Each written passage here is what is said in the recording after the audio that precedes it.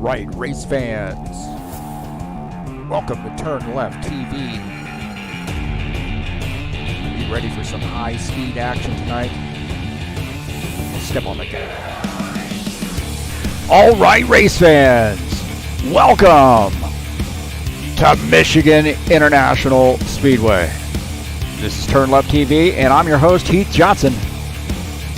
We've got a very, very special race for you tonight. It's the Steve Freeze Memorial 250. 250 miles here at Michigan, Steve Freeze's favorite track, to honor our lost friend, but definitely still in our hearts. Somebody who meant so much to us here at High Octane Racing League. It's September the 11th. Steve Freeze drove the 11 car, and we're here to honor him. It's the Bushwhacker Series. It's a points race. We wouldn't have it any other way.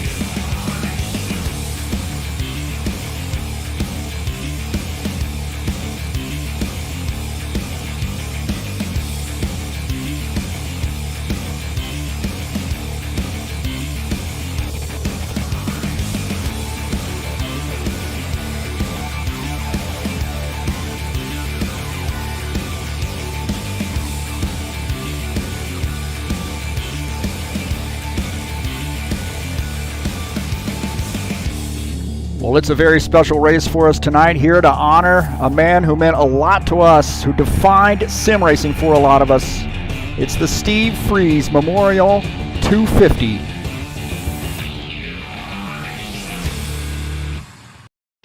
All right, hey, thank you so much for coming in here to join me on TurnLeftTV. We got a good one for you tonight.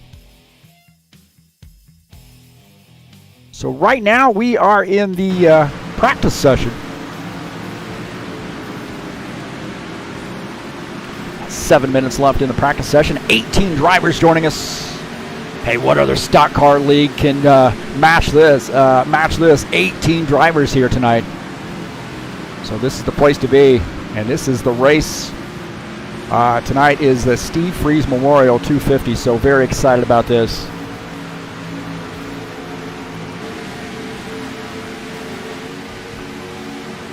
We'll take a look at the track here at Michigan. Located in Brooklyn, Michigan, 2-miler. Banking in the turns at 18 degrees, down through the start-finish line, 12 degrees, down the backstretch at 5 degrees of banking. A lot of room to race here, but tell you what, man, don't let this thing fool you. It's a tough one.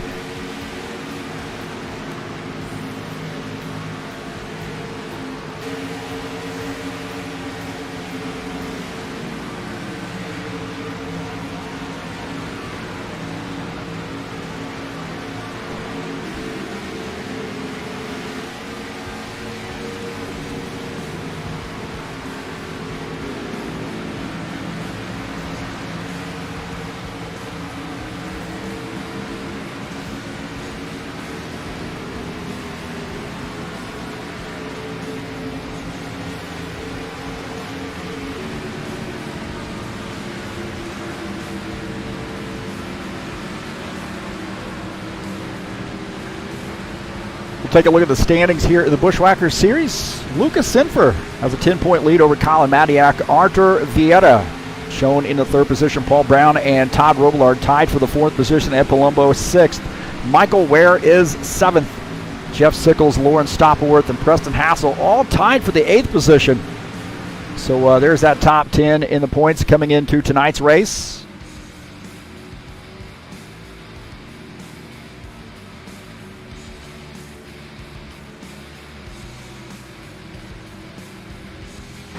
The schedule here in the Bushwhacker Series, of course, tonight, 125 laps, 250 miles at Michigan International for the Steve Freeze Memorial. Next week we'll be at Richmond, 150 laps there at that short track. A great track. New Hampshire coming up after that. So a couple of short tracks here on the docket in the next 2 weeks. Indianapolis Motor Speedway is 60 lapper there on October the 2nd. See Mountain Peak, that is Charlotte. Apple Valley's California. Brookdale is Darlington. And then finishing out the season at Vegas. So tonight, the Steve Freeze Memorial is a points race in the Bushwhacker Series. Big field here tonight, and I think Steve would be very, very proud to see this many guys coming out here to pay homage to him and race in honor of him. And you know, he was a very humble guy, but one of those guys that really liked to compete.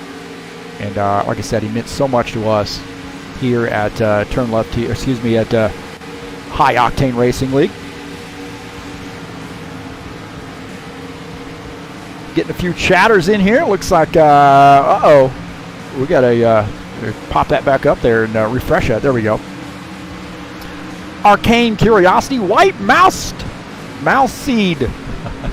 I know who that is. Good to see you. Hope the college is going okay for you. Will D coming in here. Time for the most honorable race of the year. That is right. I think that's supposed to be. Oh, is it HORL race of the year? Uh-oh. Somebody needs to. Arcane Curiosity. You got to learn to spell check that guy. This is going to be awesome. And I took the time here also over the last couple weeks to paint up a couple special paint schemes. And one of those is driven by Will Dunbar here tonight. He is going to be driving the throwback scheme. This was a Cup 90 car, 1990s Cup car in the NASCAR Racing 2003. So I did that up, and hopefully he puts that in victory lane.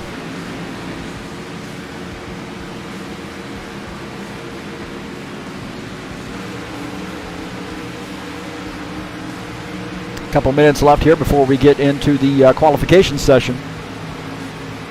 Coming up tomorrow night, we'll be at Michigan in the Saturday Night Thunder.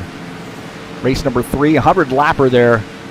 September the 12th, Michigan International in those Cup cars. Man, they're going to be a little bit more challenging, those cars. I think the Xfinity cars actually handle a little bit better than these Stock Car 2018 mod, but these guys are the pros, and they'll have a 100-lapper to get those things pointed in the right direction and see who can put it in victory lane.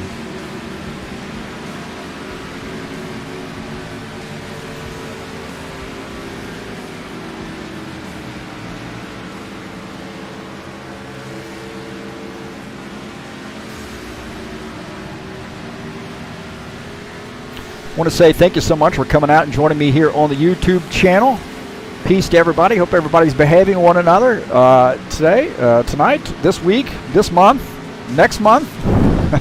Hey, again, thank you for coming out. It's an honor that you would come in and watch the races here. If you haven't hit that subscribe button, I encourage you to do so.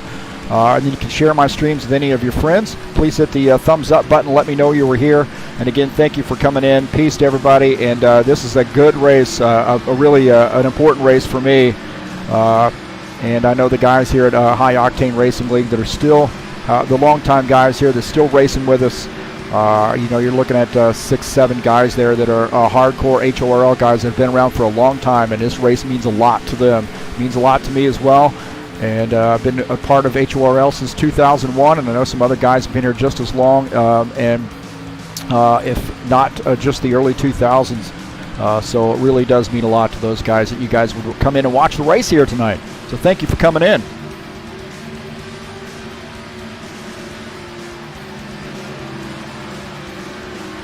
See if we got Preston back in. Looks like we got Preston back in. And here's the other scheme I did. This is actually an old Preston Hassel scheme as well. So I did this one up for him, and this is a Freeze Racing PCs. Steve Freeze used to make build computers for guys that wanted to race and so forth. So Preston raced this as a kind of an inverted scheme from what Steve ran to at the same time Steve did. So hopefully, well, they can't both be in victory lane, but one of those cars may be in victory lane here tonight. Who knows? It looks like they're going to go over to qualifications.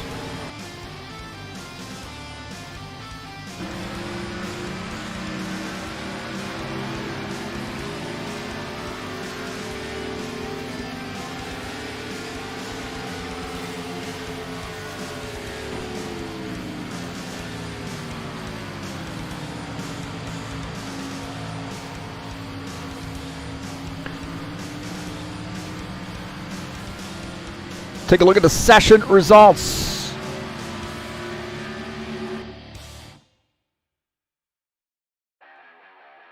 Paul Brown, the top time there, 37.693. Michael Ware shown in second. Arthur Vieira is third in practice. Will Dunbar fourth. Dan Chu fifth. Reese Kennedy shown in the sixth position. Lucas Sinfer seventh. Lauren Stopworth eighth. Ed Palumbo ninth. Tim Lansbury 10th in the practice session.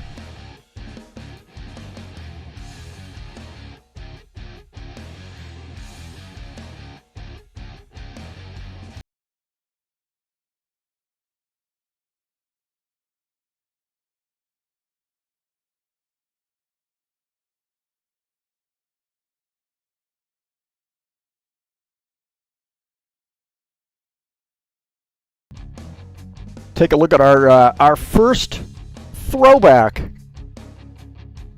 We'll take a look at Preston Hassel's throwback. These are from the NASCAR Racing 2003 mod, and these are some of the, see that top left car, that's the one I tried to mimic there in the present day. But you see some of his cars that he raced over the years at High Octane Racing League. Preston Hassel from Norfolk, Virginia. So excited to see him out tonight and back at it with High Octane Racing League. He had a big hiatus there and got in touch with him, and he is back at it. So very excited for him. A lot of soul.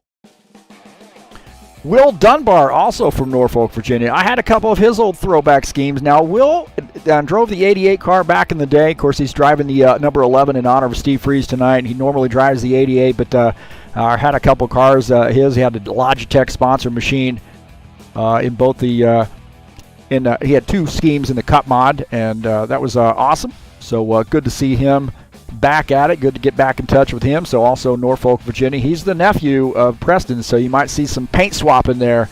Little uncle versus nephew rivalry going on.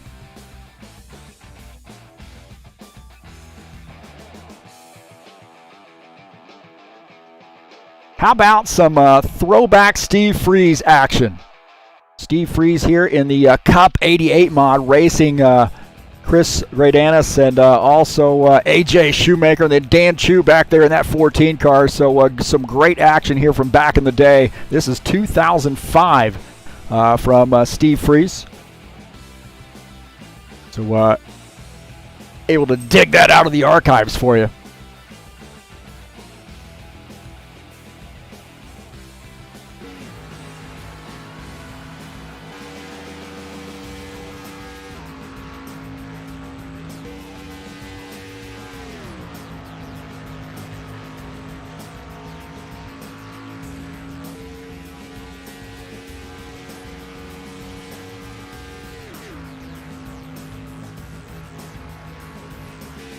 Take a look at the times here right now. The grid here. John Stanley shown in the top time here so far.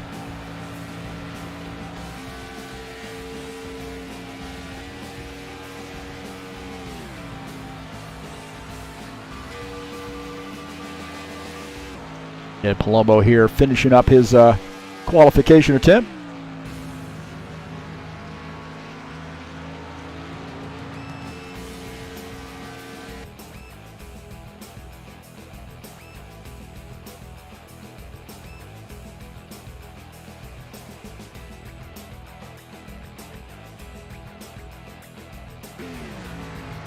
Colin Matiak here in that 13 car, also going to be lightning fast here tonight.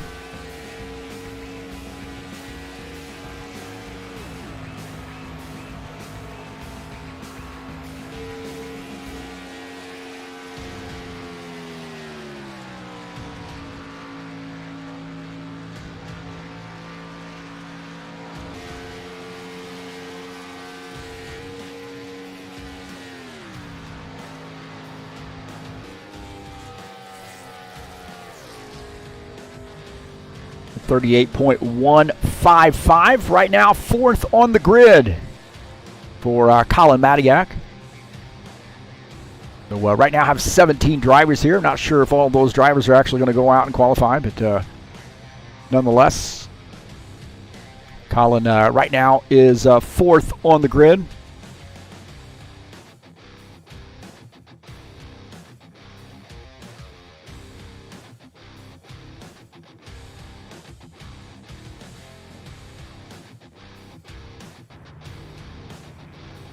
99 Jose Carvalho, 1,000th of a second behind John Stanley.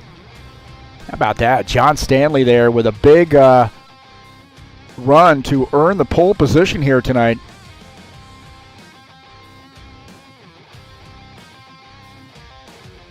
.155 is John Stanley's time.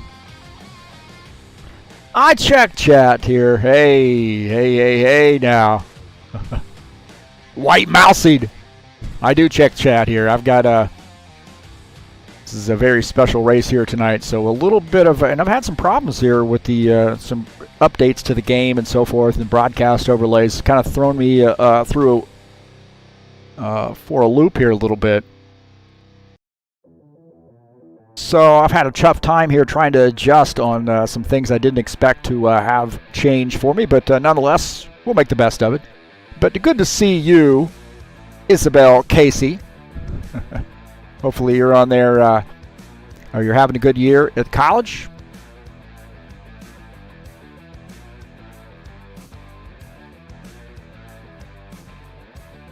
So we got about 4 minutes left of the qualification session, and that is going to lend some time to those guys to do a driver's meeting, go over the rules.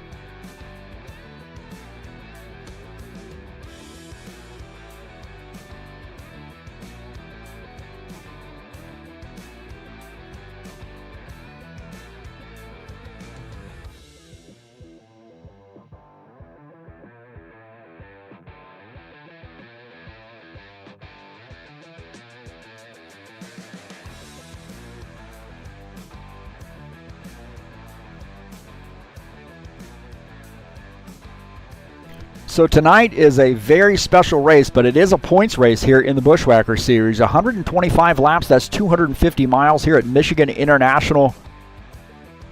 I'm your host, Heath Johnson, the broadcaster, the commentator, and the guy that messes things up right here on the broadcast. So thank you for coming in, and hopefully we got a good race for you. I'm sure we do. And again, we're doing this in honor of Steve Freeze tonight.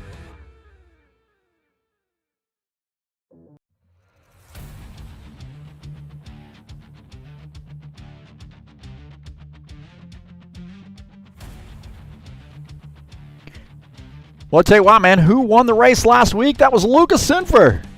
He, I tell you what, he outsmarted the field there on every one of the runs there, green flag runs. He stayed out just a little bit longer than the rest of the field, and was able to really win this on a fuel mileage strategy where everybody else had to make an extra pit stop. Luca was able to kind of outsmart those guys and get a huge win at Eagle Creek, so congratulations to him. Paul Brown finished second, Michael Ware third, Arthur Vieira finished in the fourth position, Colin Matiak finished in fifth. So great win for Luca at Eagle Creek Speedway last week. That is Kentucky Speedway. And excellent job for him.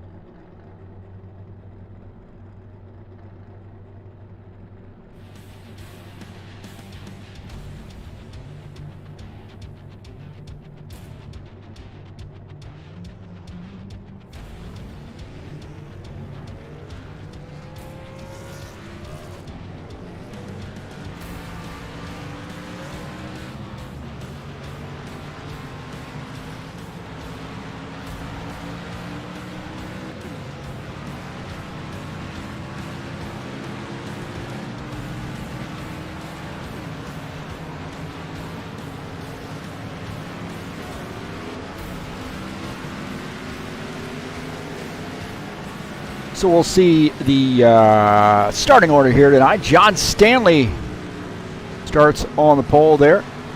Man, that's going through fast. Holy crap, did you see that? Reese Kennedy, Ed Palumbo, Lauren Stopworth, Lucas Sinfer, 5 through 8. Bill Dunbar, Dan Chu, Sean Jacobs, and Paul Brown. Nobody knows who they are. Question marks. Like I said, they've changed the overlays, so that's why those question marks in there. Tim Lansbury, Preston Hassel, 13th, 14th. Jose Carvalho, Steve Pierce, 15th and 16th. Starting in the 17th position is Givaldo Spindola.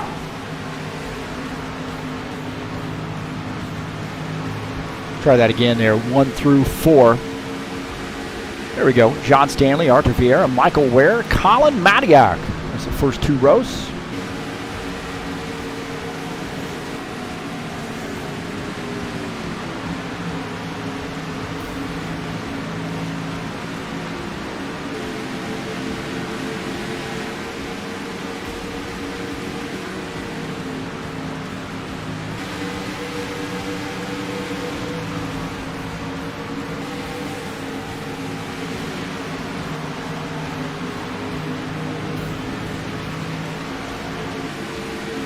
So we got about 7 minutes left. Just about 7.5-ish minutes left here in the warm-up session. You're going to see a lot of side-by-side racing here tonight. Maybe some 3-wide action as well.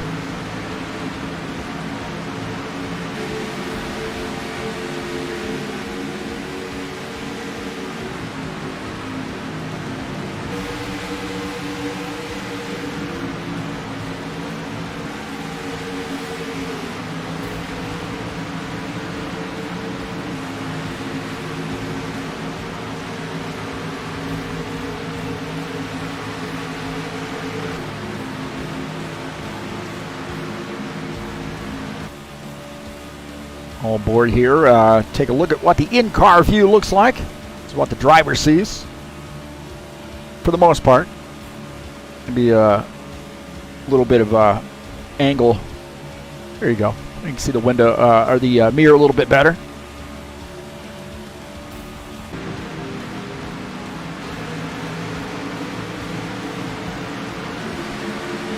Go to the 4 car here of Arthur Vieira and the 13 of Colin Matiak.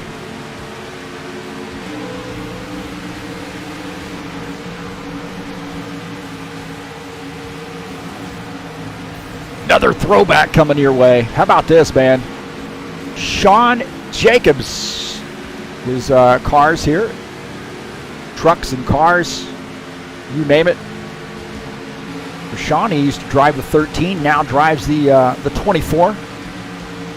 So, long-time HORL member. From Johnstown, Pennsylvania. Then we'll go to Dan Chu, 14 car. Dan Chu from Newcastle, Indiana. Driving that 14. Back at it in the 14. He was in the 67 for a while, but now back at it in the 14 car. So good to see him out as well. Sent him a message, said, hey man, I know you've been off for a little while. We're running the Steve Freeze Memorial, and he shows up. How about that, huh? So some throwbacks there.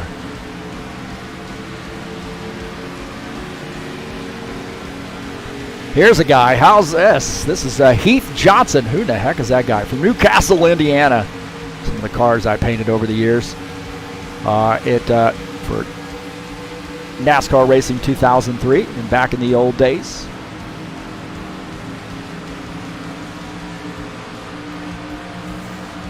So throwing out some old paint schemes.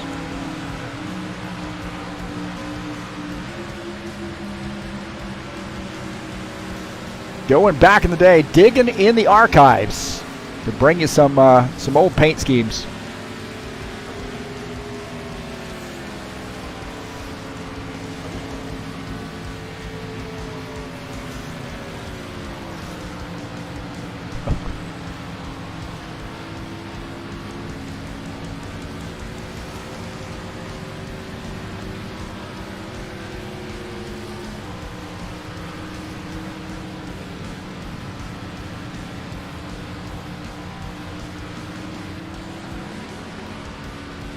Got 4 minutes left here, so thanks so much for coming in. We got 6 people in here watching the broadcast right now. Or 7 people now. Uh-oh.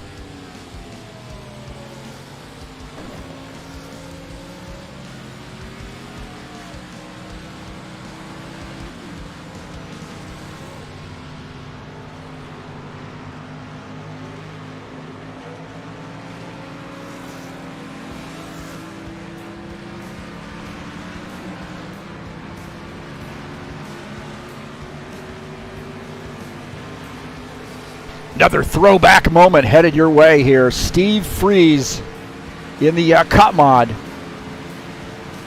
Running that 11 car there, and the 028, that was Mike McNeely. Shows you how bad our connections were back there, at least mine was. This is my replay that I have in NASCAR Racing 2003. But good looking scheme there. This was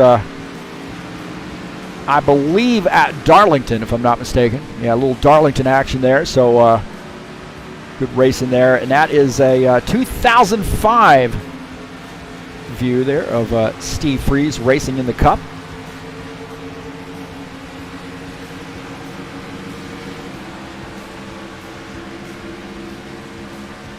So Will D, Colin Matiak there, Ed Palumbo joining us as well.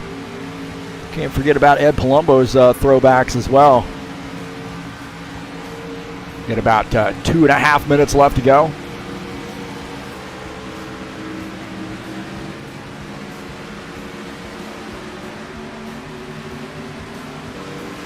Ed Palumbo throwbacks. How about this, man? The Sick Boys, number 54. That was an awesome paint scheme. I know Chris painted a lot of his schemes, and then there's those Trans Am cars. The PWF mod that NASCAR that Papyrus put out for NASCAR Racing 2003, and what a nice Snow Dog Racing 54. So Ed's been with us for a long time, man, and good to throw his schemes up there. I think we got everybody in on that one, huh?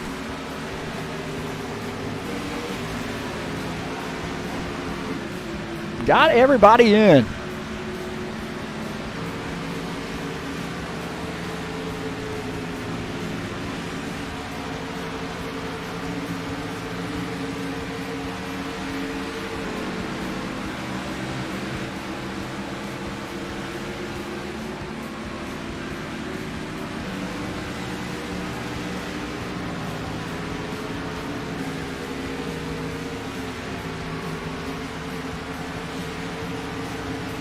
Hey, we got something special for you coming up. Starting on, well, that's the wrong banner there. Hold on one second. Uh-oh.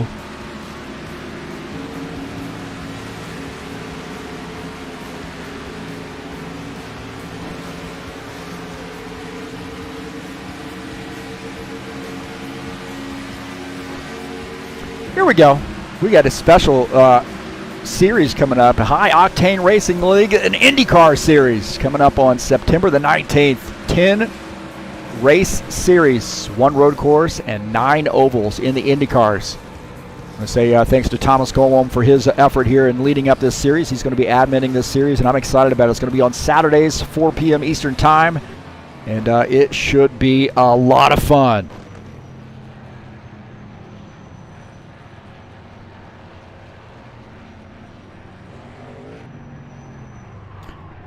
All right, boys and girls, this is it. This is the Steve Freeze Memorial 250.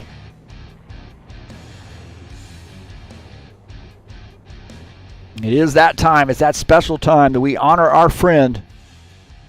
And what better day to do it on the 11th of the month, the number 11 car.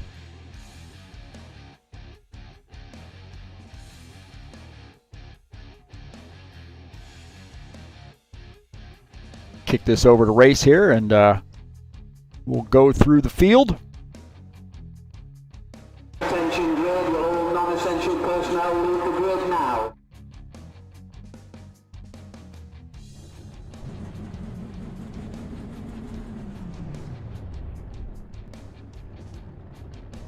I just got 3 things to say. God bless our troops. God bless America. And gentlemen, start your engine!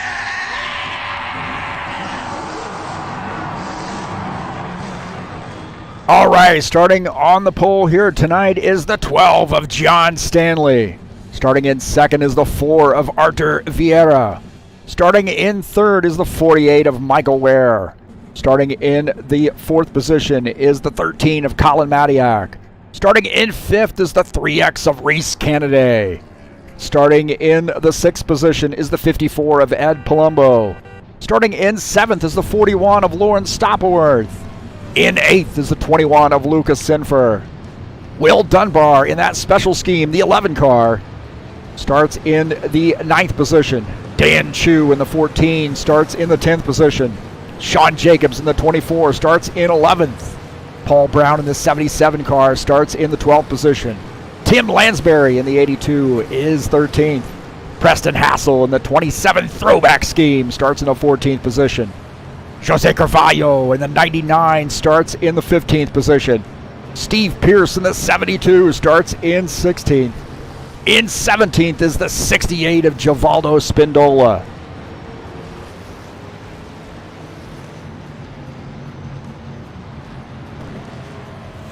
Man, did we rush through that or what? Woo! All right, boys and girls, this is, like I said, a very special race for us here tonight. Excited about this. This is Michigan, Steve Free's favorite track.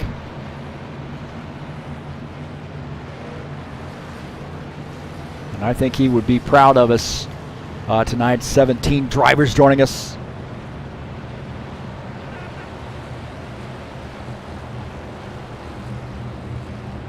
So the 12 of John Stanley, man, lightning fast here tonight. Down on that inside line, Arthur Vieira in the 4 car up on the outside line. The pace car is in. Here we go. 125 laps. Go, go, go. Here they come. Boogity, boogity, boogity. Let's go racing, you bunch of hot dogs. All right, into turn 1. John Stanley down on the inside. Arthur Vieira here giving him a show on that outside line. That outside line might start working here. 48 of Michael Ware goes up to the outside line. They coming down the backstretch.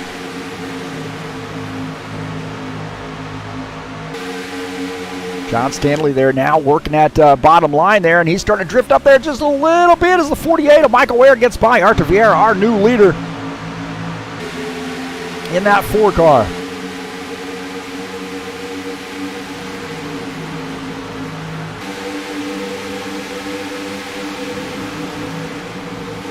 Take a look at Sean Jacobs here in that 24 car running in the 10th position. It's side-by-side racing there. Looking out of the front of his machine, that 41, Lawrence Stopworth just ahead of him in the 8th position. Sean Jacobs now shown in 9th. Will Dunbar back in the 10th position.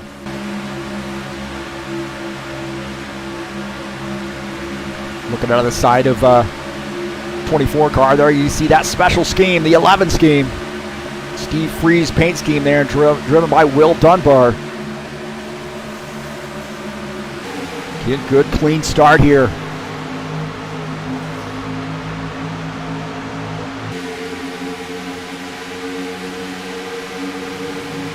A lot of drivers out here, 17 drivers here to honor Steve Freeze, and Arthur Vieira is the race leader in that 4 car. Michael Ware shown in the 2nd position. John Stanley back in 3rd. 54, Ed Palumbo shown in the 4th position. John Stanley there swinging that car out just a little bit. Peeking on that outside to see if he wants to try to go down and use that inside line. On board here with that 54, Ed Palumbo is a 13. Colin Matiak here starting to look low beneath him as John Stanley just ahead in that 12 car.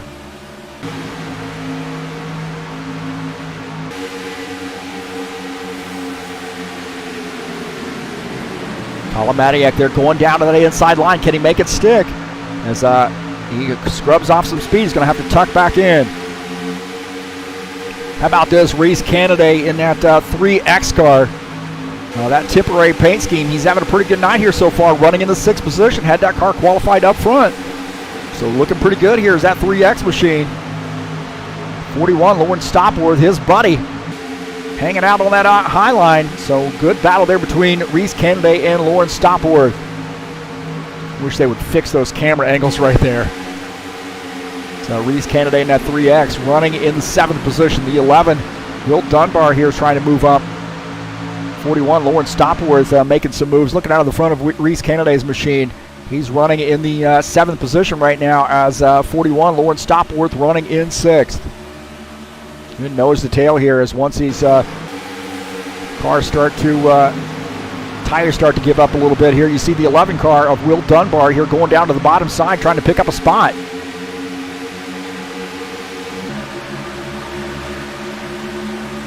On board here with Will Dunbar, taking a look at him at the wheel. He's trying to pick up some spots. He's running in the 8th position. Not going to do it here right now as 77, Paul Brown, now going to try to take a position on the outside line. Will's going to end up giving up a spot there as 77, Paul Brown now picks up the 8th position. Will Dunbar back to 9th.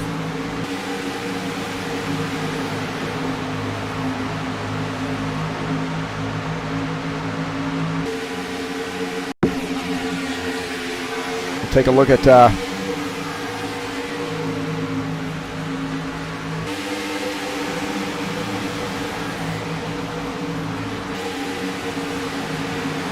11 car.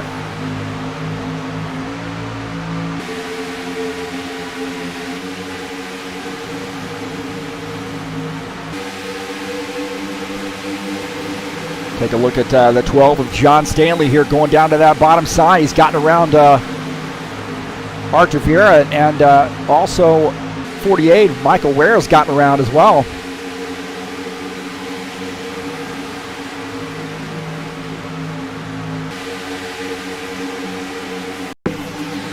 And we take a look at this pass here as the 48 going down to the bottom side here, getting around that 4 car. John Stanley following him through, so we'll take a look at that pass. Takes me a little while to sync up my replay here. So the 48, our new race leader, Michael Ware. He's got some strength behind him as John Stanley's showing some muscle here tonight, running in the 2nd position. Arthur Vieira is in 3rd, 54 and 13, battling for a spot. Ed Palumbo up on the high line as Colin Matiak there tucks back in, not able to pull off that pass. 54, Ed Palumbo, that mellow yellow sponsor machine. Colin Matiak there diving down to the bottom line at 41. Lawrence Stopworth trying to push him through.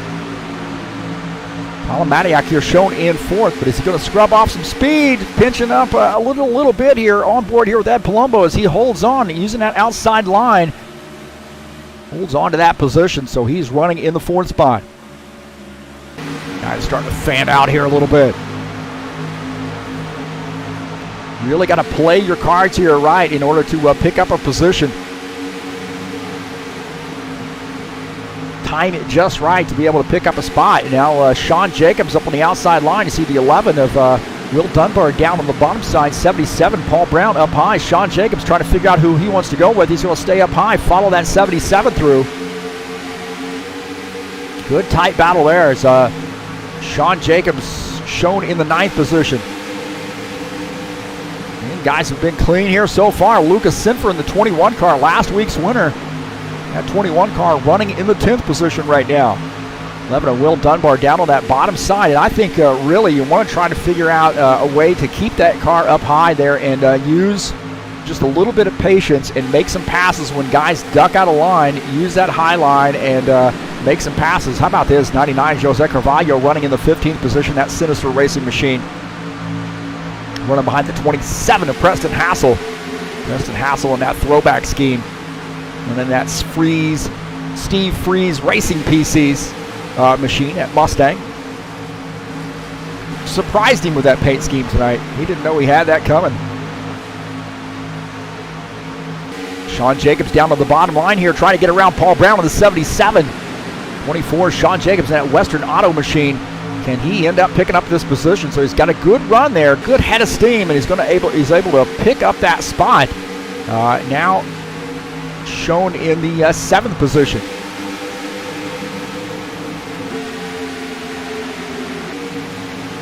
We're back up here with our race leader. This is Michael Ware in the 48 car. John Stanley just behind him, and I'll tell you what, man, these guys are on the edge of their seats right now. Fanning out, and oh man, I tell you what, this worries me a little bit. As close as this is, guys diving down to the bottom side here, trying to do some maybe a little bit of a slide job. Dive down there, dive bomb, and do a little bit of a slide job. Look at that, man. That is some tight racing out of the back of John Stanley's machine. At Arthur Vieira in the 4 car. Sean Jacobs here making some moves. He has had a lightning fast car in that 24 down on the bottom side. Ed Palumbo in the 54. That mellow yellow machine up high. Sean Jacobs in the 24 and that Western Auto machine is showing some muscle right now. Looking out of the side of John Stanley's machine. Sean Jacobs there hits a brick wall. And it looked like he was going to end up passing 2 cars, but it looks like he's going to end up giving that position back. Colin Matiak here in that 13 car. Running in the 2nd position. Michael Ware is the race leader. Side by side, Sean Jacobs and Ed Palumbo, a couple of old HORL old guard. Been racing together for a long time. Sean Jacobs going to have to tuck in as Ed Palumbo in the 54. Starting to look a little racy there in that 54. He is all over the back of the 4 car right now. Sean Jacobs going to go down to that bottom side again. See if he can't make some moves. Ed Palumbo still hanging out on that high side. He is committed to staying on that high side right now.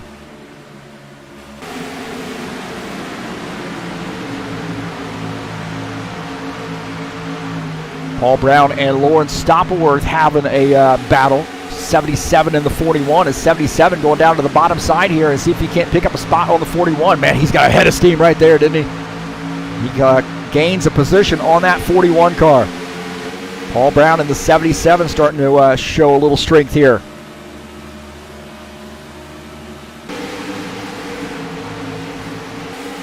Dan Chu in the 14 car. Tim Lansbury, 82 car, racing for position. They're almost 3 wide. Lucas Sinfer as well in that mix. Dan Chu down on the bottom side here as the 11 of Will Dunbar just ahead of him. 82, Tim Lansbury, now Skyline Chili Ford Mustang. Up high here, it's been caution free so far. I don't mean to jinx it, but looking good here so far. 17 laps in, caution free. We got a battle for the race lead. Colin Matiak down on the bottom side here trying to capture the race lead in that 13 car. Michael Ware up on the outside line. We got a drag race between the 13 and the 48 down the backstretch. Michael Ware up on the high side, holding on to that spot here so far, but they are side by side now. 13 tucks back in. The 24, Sean Jacobs has that car up to the 3rd position.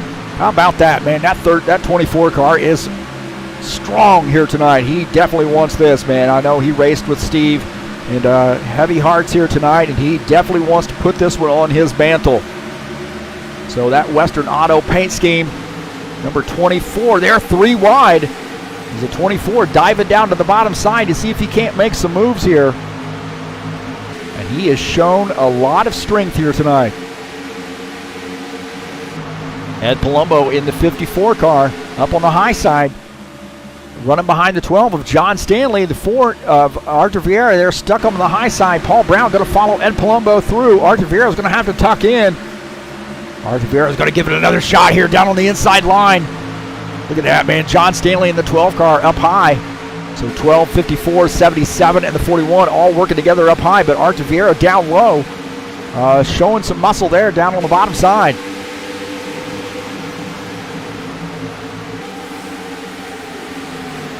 So Ed Palumbo in the 54, that mellow yellow machine. These guys starting to close in on that front group there. John Stanley leading that crew. Again, good battle here, the 12, the 54, the 77. And a lot of guys coming in tonight, man. I heard them talking in the chat about how fun this mod is. I mean, they had some reservations about this Xfinity mod, but now we've kind of got these things tweaked. And some setup work by Paul Brown and Ed Palumbo, Tim Lansbury, Lauren Stopworth comes out for some setup work as well. And really Will Dunbar as well, myself, working on setups, trying to get this thing dialed in for the race. And I think it really has made the racing excellent. Michael Ware in the 48 car is the race leader. We have been caution free. Take a look at Steve Pierce in the 72 car. That Mustang, that Captain Morgan Mustang, running in the 16th position. Givaldo Spindola, man, he messaged me a little bit ago and he said, hey, man, I'm going to be racing tonight here and also with the NASCAR BR guys as well. So he's got a twofer here, the Brazilian guys and here with us in the United States. So boa noche, my friend Givaldo Obrigado for racing with us tonight as well. So good to see him out. Colin Matiak here and Sean Jacobs having another battle. Sean Jacobs trying his luck down on that bottom side again. If he can get enough run, Colin Matiak there just gets a little bit out of the throttle. That 24 might end up getting that spot, but he tucks in. Lucas Sinford in the 21 car down on the bottom side here. Last week's winner, one of those young guns. He said he's from Sweden. So how about that, man? One of the drivers from Sweden, and he got a big win last week here at the Bushwhacker Series. He's going to pick up a spot. Now moves up to the 8th position. Lauren Stopworth moves back to 9th. Dan Chu and Will Dunbar here racing for position. 14 and the 11 car. Again, a couple old HORL guys right there. Will Dunbar raced back in the day, and he was 15 years old. Now he's like 60, I think. I think he's early 30s now, but that just gives you an idea of how long it's been. How long these guys, I know Dan Chu has been with HORL since 2001. I brought him in when we were running pickup races in the NASCAR 4 mod in the 14. Has been with HORL ever since. Art Vieira, John Stanley here battling for position, the 4 and the 12. Good side-by-side racing there as the 4 picking up that spot again as he fell back there just a little bit. Now gets around the 12, John Stanley. Sean Jacobs here trying his luck again on Colin Matiak. And he wants that second position. And Colin tucked in behind the 48 car. Sean Jacobs still pushing the issue down on the bottom side. And I'd say as tight as those guys are, it's really going to be tough. Is he going to get any room from the 54, that mellow yellow sponsor machine? Those guys have been racing together for a long time. And looks like Ed Palumbo is going to give him a little bit of room. Looking out of the back of, oh no, a 24 car now. It's got that 54 down on the bottom side here. So racing for position. Ed Palumbo says, I've had enough of this, man. I'm going to go around, see if I can't give it a shot. So now looks like Paul Brown's going to get by as well. 24, Sean Jay is going to have to tuck in. So we got that front crew. A little breakaway here of 5 cars.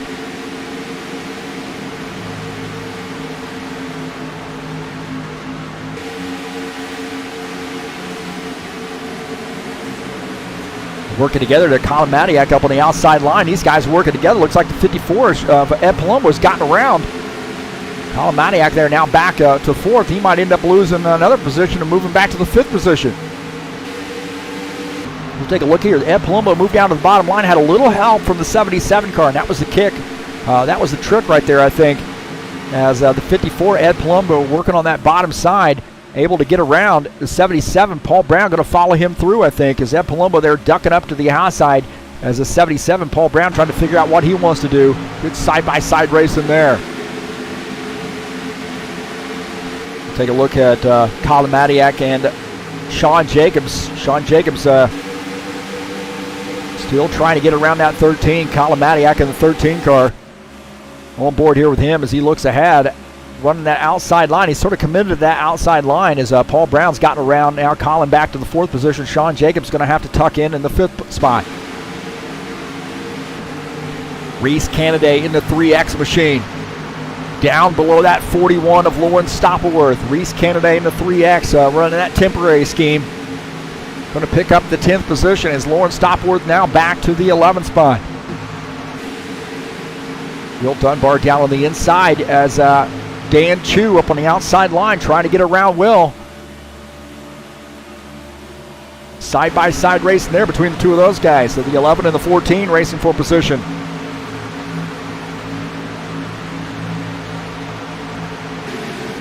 Tim Lansbury. Haven't really talked about this Skyline Chili Ford Mustang here tonight. He's running behind John Stanley. Lawrence Stopworth down on the inside line. It looks like John Stanley and 82 there's nose to tail. Now John Stanley dives down to that bottom line here. What's he going to do as the 82 there gains that position? 41 of Lawrence Stopworth tucks in the 10th position. 68 Givaldo Spindola here. Again, he's going to be worn out before the night's over. He might have even raced to Brazil. I sort of read that message a little bit quickly here tonight. I was doing a lot of things here, and nonetheless, whatever the case may be, whatever the sequence is, he's racing 2 races tonight. So 48 of Michael Ware, that Atwood sponsor machine, is our race leader. 29 laps in, caution free.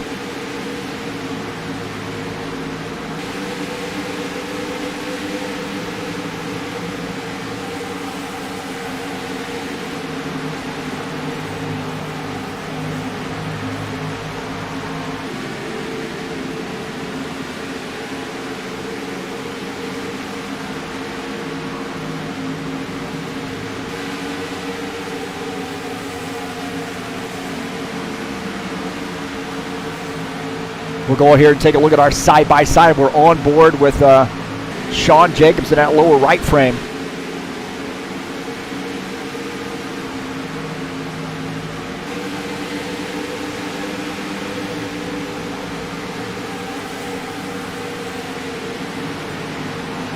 So he's trying to use that bottom line, as you see him on that upper frame as well. You can see that car down on that bottom line. And he has to tuck back in because, again, still not happening for him. And I'll tell you what, man, Lucas Sinford and John Stanley have caught back up with these guys as well. So interesting that he just keeps committing to that that bottom line there and trying his hat there, but he just does not seem to have the what he needs to do to be able to pull off that pass.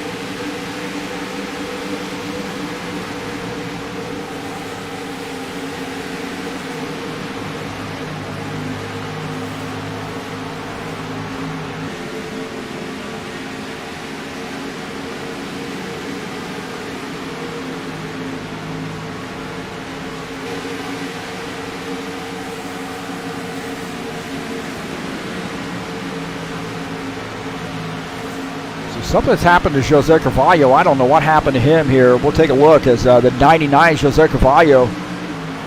Oh, he slides up the track. Oh, I think he warped him, man. He slid up the track, got into, he definitely had some issues. It looks like he warped. What an unfortunate circumstance for him.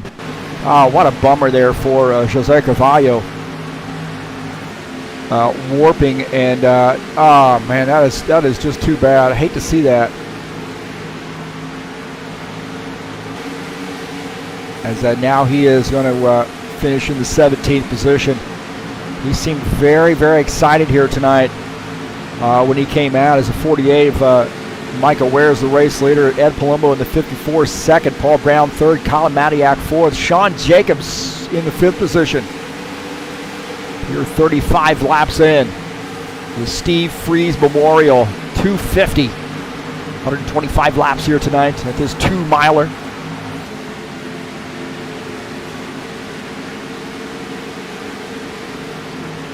.48 car indicating he's going to be coming down pit lane as we're going to take a look at Lucas Sinford here picking up a position. That 21 car getting around the 4. So Michael Ware indicating he's coming down pit lane. That is what is happening. So Michael Ware making a pit stop here. So a little interesting here. Early pit stop by the 48. Again, running out front, not able to use the draft. And that may be something that we need to be cognizant of. These guys may be getting a little bit better fuel mileage. But then again, Michael Ware is not one of those guys who is out of, like immune from playing a little head games with you. It's Michael Ware making his pit stop. See Lawrence Stopworth, I believe, on pit lane as well. So Lawrence Stopworth, Michael Ware, both on pit lane as we watch Ed Palumbo, the race leader.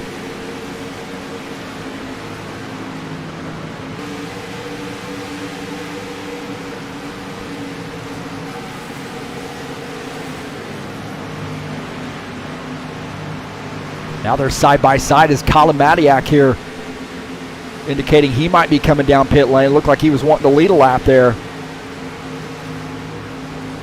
So now Michael Ware back out on track. Ed Palumbo is the race leader. Colin Matiak there peeling off the track to come down pit lane. That 13 car. So green flag pit stops underway. 24, 21 on pit lane, the 4 on pit lane, Givaldo Spindola in the 68 car on pit lane.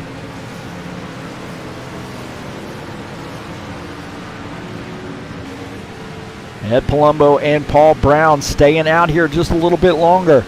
So we've got some wholesale pit stops underway.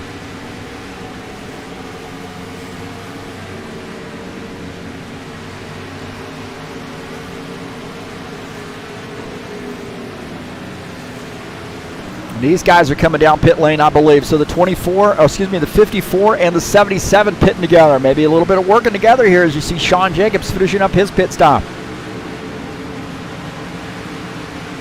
Now we're going to have to start looking for some speeding penalties. Looking for some speeding penalties here tonight.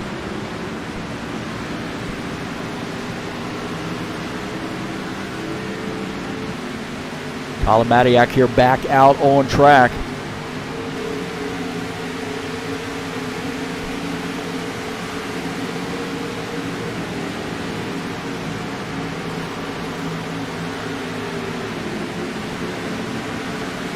Ed Palumbo here finishing up his pit stop, coming back out on track in that 54 car, and I think he's probably going to end up relinquishing the lead here, I would suggest to you, but we'll see.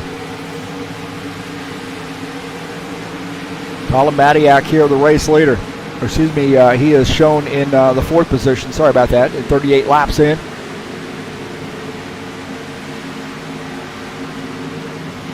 Those guys finishing up their pit stops. We get these things cycle back around. Look at that 48 and a 13. Kind of spread out here a little bit. Maybe some 2-tire stops by the 54 and the 77. Not sure, but these guys have a pretty decent size lead. About a second lead over that second group there. So Ed Palumbo, Paul Brown, 1-2. Colin Matiak is 3rd. Michael Ware 4th. Sean Jacobs shown in the 5th position. Lucas Sinfer shown in 6th. Not hearing anything about any speeding penalties. Everything looking pretty good right now. Ed Palumbo, the leader. Paul Brown, 2nd. One thing cycle back around. 17 drivers joining us tonight. 16 still in the race. We have 1 out of the race.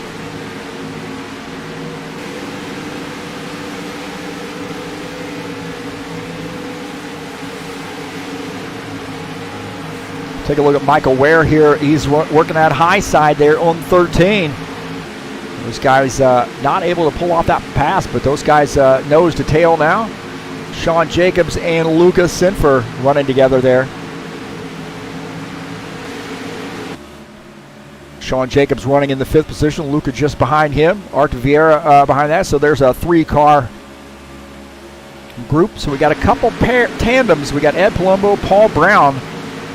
Take a look at Ed Palumbo and Paul Brown, and then those 1-2, 54 and the 77. Colin Matiak, the 13, 48 of Michael Ware are 3-4. And then back here to the third group, and that is Lucas Sinfer, Sean Jacobs, Arthur Vieira. Lucas Sinfer looking like he wanted to get around. Those guys would be best served if they just stay nose to tail, work together, save a little fuel. 41, Lawrence Stopworth and Tim Lansbury here working together. John Stanley in this mix as well, now 12 car. So that is 8th, 9th, and 10th.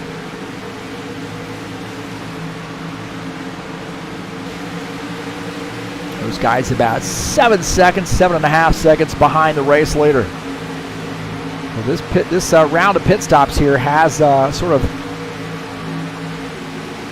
spread some guys out here, man. It was fast and furious there for the first 35 laps or so. But the 54 and the 77 nose to tail here as these guys come across the start-finish line.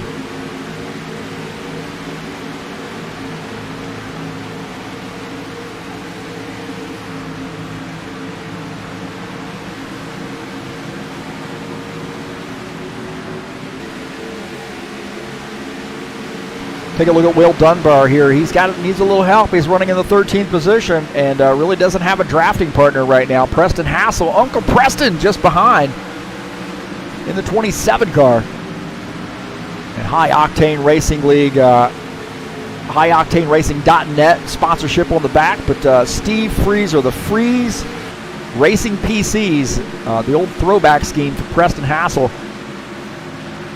in the 27 car. And he ran that in the Cup 88 mod, I believe, or Cup 90 mod.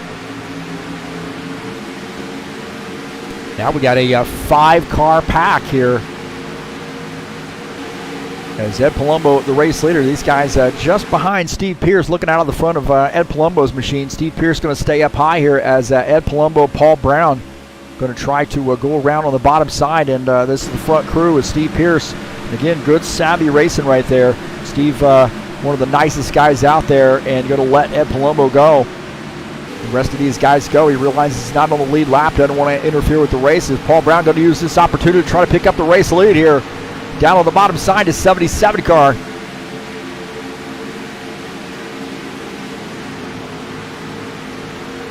Ed Palumbo now going to have to fall behind that 77 to 13 of Colin Maniac. Going to try to use this opportunity with the 48 car as well in tow. And the 48 goes up to the high line. Colin Maniac in the 13 might be hung out to dry here.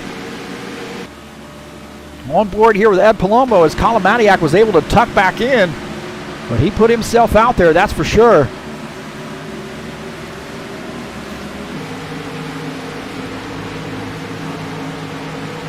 That got a little interesting.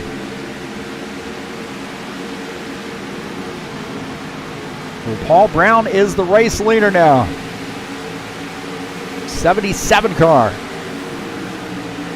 Paul's really done a lot to help us here at HORL, coming in and joining up, and setup development is really that huge contribution. And I should also say, helping me get this car set going, teaching me how to do the car set, and he's really put a lot of work in not only Friday nights but also Saturday nights as well for those series. You know, we're kind of right now doing setup development on Sunday evenings for this mod, and then also Tuesday evenings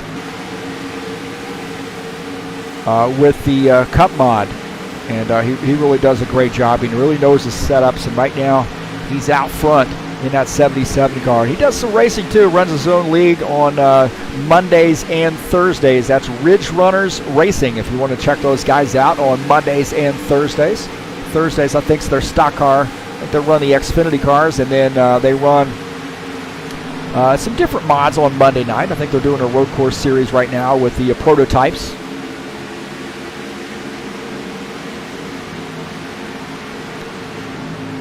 Take a look at Michael Ware running in that 4th position. He is fired up about racing, man. He loves this stuff. Likes it when he wins, but he's always really kind and congratulatory when somebody else wins, and gives him a great race. If you'd like to join High Octane Racing League, you can look us up on Discord. There's the Discord address. We'd love to have you, man. We got a big contingent of drivers now. We just keep growing. And look at this, man. 17 drivers here tonight. Not much the competition can say about that, man. We've got some great racing, caution-free so far. We're almost halfway through this race. And this racing has been great in this series. Tim Lansbury in the 82 car. And Lauren Stopworth racing for position. Again, those camera angles. I've been griping about those Michigan camera angles forever, man. John Stanley, Tim Lansbury picking up a position. John Stanley going to follow him through. Now Lauren Stopworth falls back to that 10th position. On board here with Lauren Stopworth. So he's running in 10th. Just ahead of him is John Stanley in the 12 car. Tim Lansbury in that 82 just ahead there, running in the 8th position.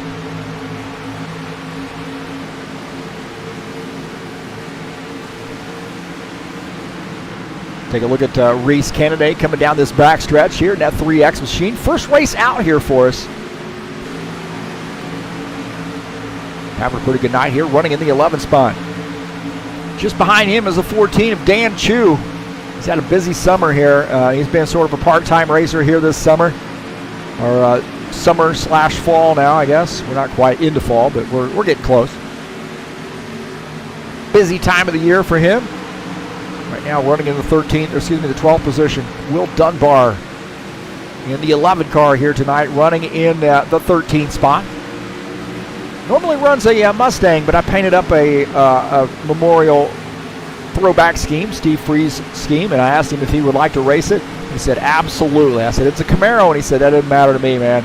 Steve Freeze meant so much to Will in helping him, coming in as a young driver way back in the day, about 2006, 2005. And he was honored to jump in this car. I said, put it in victory lane, man. So I'm going to try. 77 car, Paul Brown is going to say something about that. He's leading the race right now. 54, Ed Palumbo in second.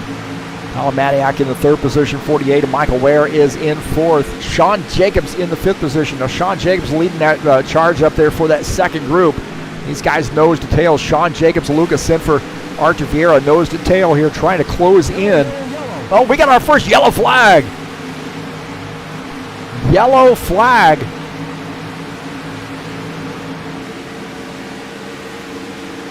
We'll take a look and see what happened.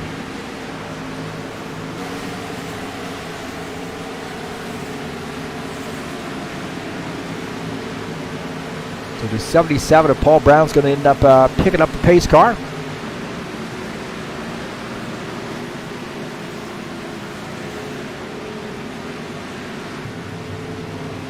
Take a look at the 48 here, getting slowing his car down. So 77 of Paul Brown picking up the pace car. 54 in Palumbo just behind him. We'll take a look and see what happened. Valdo Spindola might have come around. That 68 car.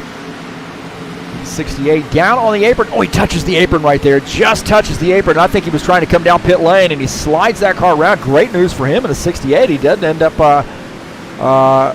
getting in anything, but he just got the car down on that bottom. I don't know whether he was, or he just touches the apron right there, and it upsets the balance, and that's a different banking that goes down to that flat, and he's got those right side tires up on the track, and he spins around.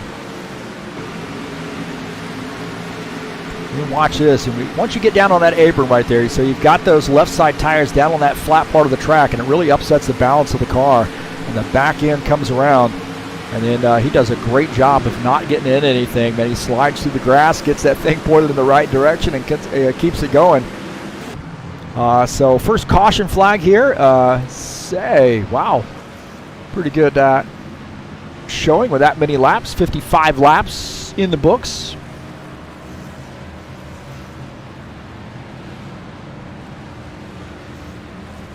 Just about halfway.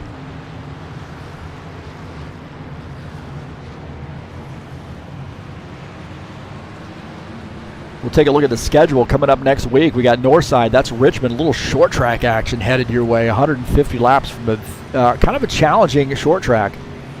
It's got a kind of a D-shaped short track, and interesting getting into turn 1 with that wide sweeping continuous turn from 4 to 1.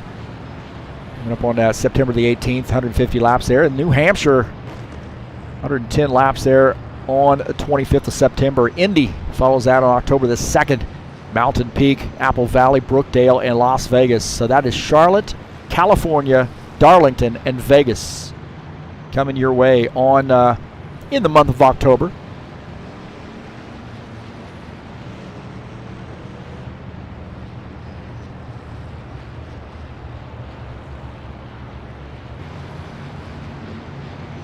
Well, coming up tomorrow night, we'll be back at it here at Michigan with the Cup Series, race number 3 in the 2020 fall season. 100 laps from Michigan in the Saturday Night Thunder. Those Cup cars, a lot to handle there. Very different than these Xfinity cars. So that's coming your way tomorrow night right here live on TurnLeftTV.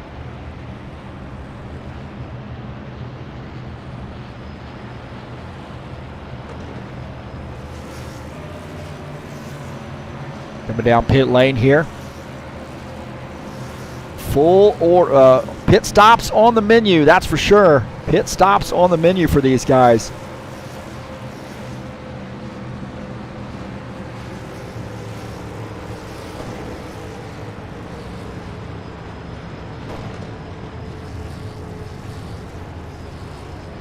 On board here with Paul Brown. He was the race leader when pit stop started.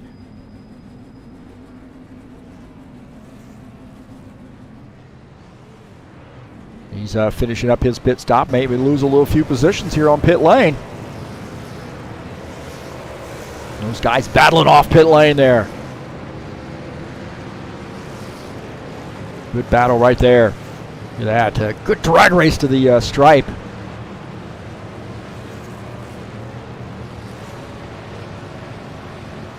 Reese Canaday in the 3X machine shown as a race leader. And I would suggest you that some of these guys like Reese Canaday, Steve Pierce, might end up coming down pit lane here.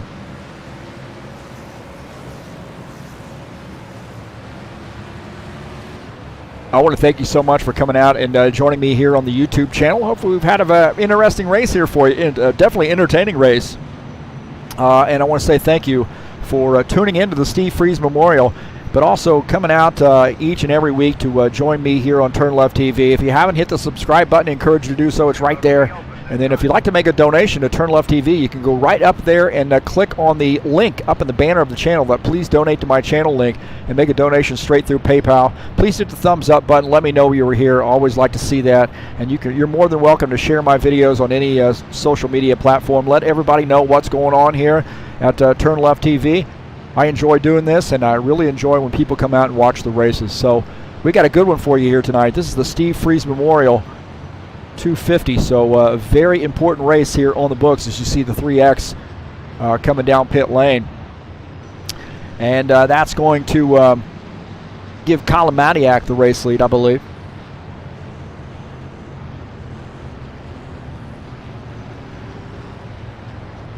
So we'll take a look at Steve Pierce taking his pit stop here as the 13 of Colin Matiak there, our race leader.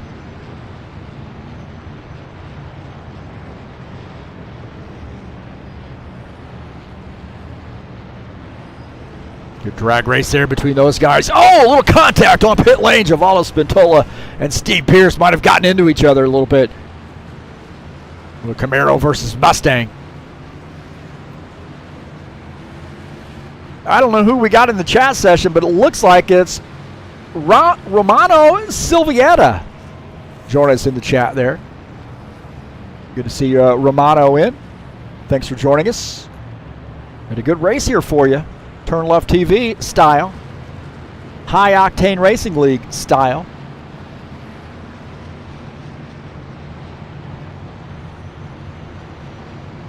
If you're interested in some comics, please check out ZiaComics.com, your nerd headquarters. Comics, action figures, games, you name it. Facebook, YouTube, Instagram, and Twitter. Your nerd headquarters is ZiaComics.com.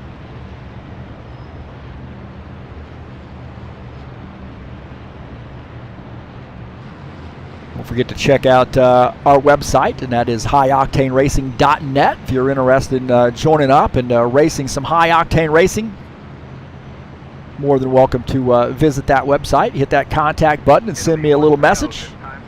Like to see that stuff. We got a special deal coming up starting on September the 19th. That's right, High Octane Racing IndyCar Series. 10 races, 1 road course, and 9 ovals. I'm excited about this, man. This is going to be a fantastic series.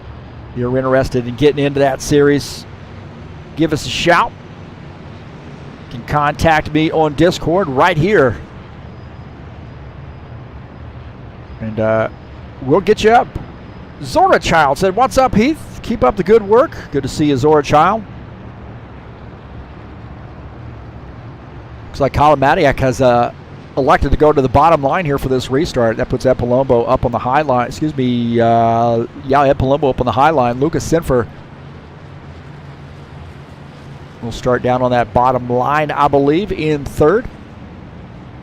It's Lawrence Stopworth in the 4th position. Dan Chu 5th. Paul Brown 6th. Now, here's where I've got to be a little bit worried, because some of these guys, I think, just did 2 tire stops. And now we're bunching these cars back up again, and we're going to get, Will doesn't like when I say this, a hornet's nest. So it's going to get a little crazy here.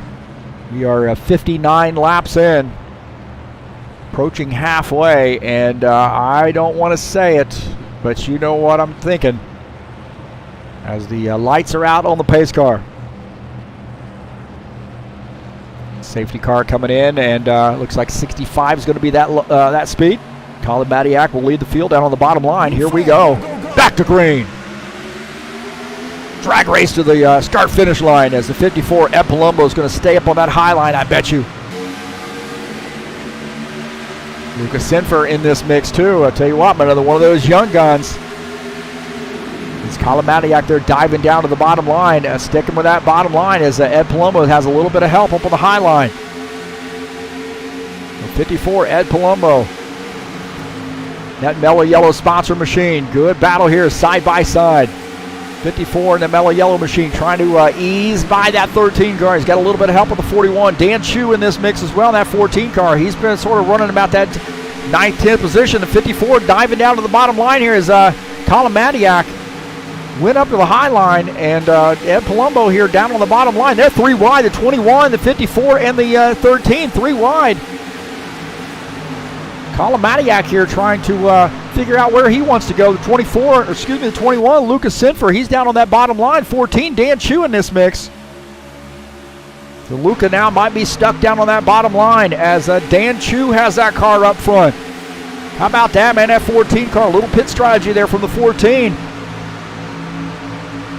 He's he's up to the 3rd position. The 41, Lawrence Stopworth in 4th. Lucas Sinfer now falling back here a little bit on that bottom line. He's going to be looking for a place to tuck in. He does. Now ends up back to the 7th position. Boy, he gave it a valiant effort, that's for sure. John Stanley, our pole sitter here in that 12 car. Boy, he was fast early on there. Used up those tires a little bit. Drop back. 48, Michael Ware there. Oh, on the brakes there. 21 had to get out of the gas too. 24, Sean Jacobs down to the bottom line. Going by here maybe that 12 car. So Sean Jacobs here making some moves. Remember, he was using that bottom line to make a lot of passes. Side by side here. Down the front stretch. Givaldo Spindola coming down pit lane. Oh, no, he came down pit lane. I don't know what happened here. Givaldo, maybe he spun that car, but he spun down onto the pit lane. Oh, my heavens. So Givaldo Spindola looks like he spun maybe or got off the track here to come down pit lane. My heavens, man. And that car was sideways. 77, Paul Brown, he's in a little bit of a hornet's nest right now. He's running in the 3rd position. Michael Ware running in 4th. On board here with Michael Ware as he's running behind it. 3 wide behind him. Look at that, 3 wide. Dan Chu in the 24 car almost get together. The 41 Lawrence Stopworth up high. These guys are 3 wide. 3 wide action here. 24 and the 14. Couple old HORL guys swapping some paint. At 24, going to give 14 Dan Chu a little bit of room here as Michael Ware scrubbing off a little speed as the 14's got a head of steam. Down on the bottom line, the 14 and the 41 battling for position. Lawrence Stoppleworth, that 41 car, up on the high line. Running behind Michael Ware in the 48. Dan Chu trying to get by. I'll tell you what, man, those guys are racing their guts out right now.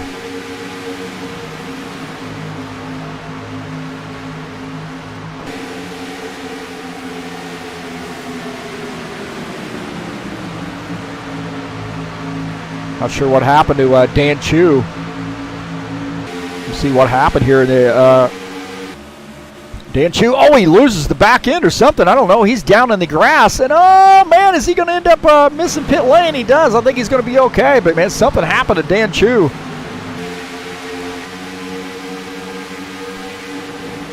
I don't know. See, that's a horrible camera angle right there. Not sure what's going on there. We'll take a look, and we'll maybe look out in front of Tim Lansbury's machine here. Look at that. Dan Chu just takes a left, and I don't know whether he got hit or what. Here, look at this here. Oh, there's some contact there. The 41 and the 14. Look at that, man. He is hanging on for dear life. My heavens, man. Here, this is looking out of the front of Lucas Sinfer. Oh, there was some contact with that 41 car. Looked like 41 might have gotten into the wall a little bit and got down into Dan Chu. So watch this. See the 41. This is this little slow-mo here. As the 41 tucks over there, gets a little contact with the 14 car, and then the 14 goes a-sailing into the grass. So things got a little interesting, though. Great driving there by the 14 car to hang on to that thing. 41, Lawrence Stoppleworth trying to gather his thoughts. Archer Vieira here in the 4 car trying to make some moves. Tell you what, man, I just feel like it's just a matter of time as 27 Preston Hassel in this mix. On board here with the 4 car. Archer Vieira running behind the 82 of Tim Lansbury. Again, good racing here. And I tell you what, man, Ed Palumbo has some company as the 24. Sean Jacobs gets by. Sean Jacobs, new race leader here in that 24 car. Ed Palumbo now in the 2nd position. Paul Brown 3rd. Michael Ware in the 4th position. Colin Maniac is 5th.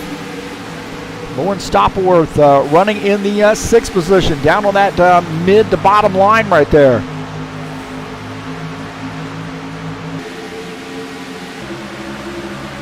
Looking out of the back of Lawrence Stoppleworth's machine. Lucas Sinfer in that Flex Seal sponsor machine. Running in the 7th spot. Diving down to that bottom line as he got a little bit of help there from John Stanley.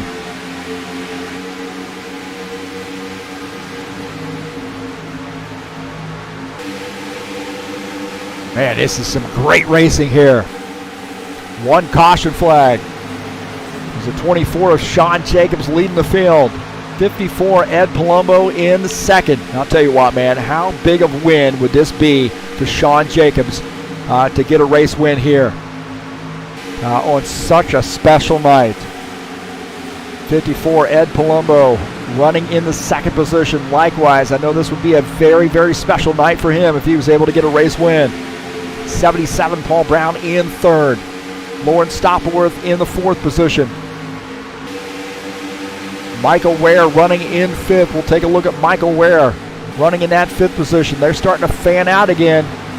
Lucas Sinfer trying his luck down on that bottom line. Luca pushing the issue down on the bottom line here.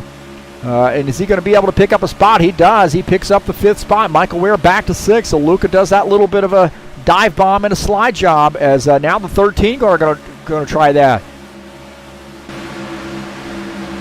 So looking out of the back of Lucas Sinfer's car at that 13, you see the 13 on the outside, on the inside line, and not going to have enough room to be able to get in there. And Michael Ware closes slams the door on him, gets back by. Now Lauren Stopworth in the 41 going down to the bottom line. Luke in that 21 car. Up on the high line, the 41 going to try his luck down below Paul Brown. Looking out of the front of Lucas Sinfer's car. Paul Brown gets by. Lauren Stopworth gets by Paul Brown. Paul Brown running in the 4th position.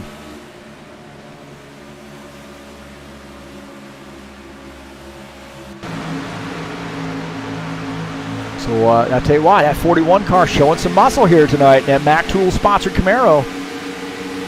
Looking pretty solid here for him. As the 24 of Sean Jacobs continuing to lead the field. He worked his way up there up front early on, man. He was making a lot of passes. I'll tell you what, that 41 car is really looking strong right now. He is now vying for the 2nd position. He's down below the 54 car. He's got some help from the 77. So Lauren Stopworth here. Oh, sliding up. There might almost be some contact there, man. He almost got into the 24 car. He slid up just a little bit, and he's got out of the gas. And only almost some contact between the 41 and the 24. They're side by side down the front stretch. Couple Camaros there battling for position. Ed Palumbo, another Camaro here. We got 4 Camaros up there. That 77, also a Camaro. We got a couple Fords there with the 21 and the 13.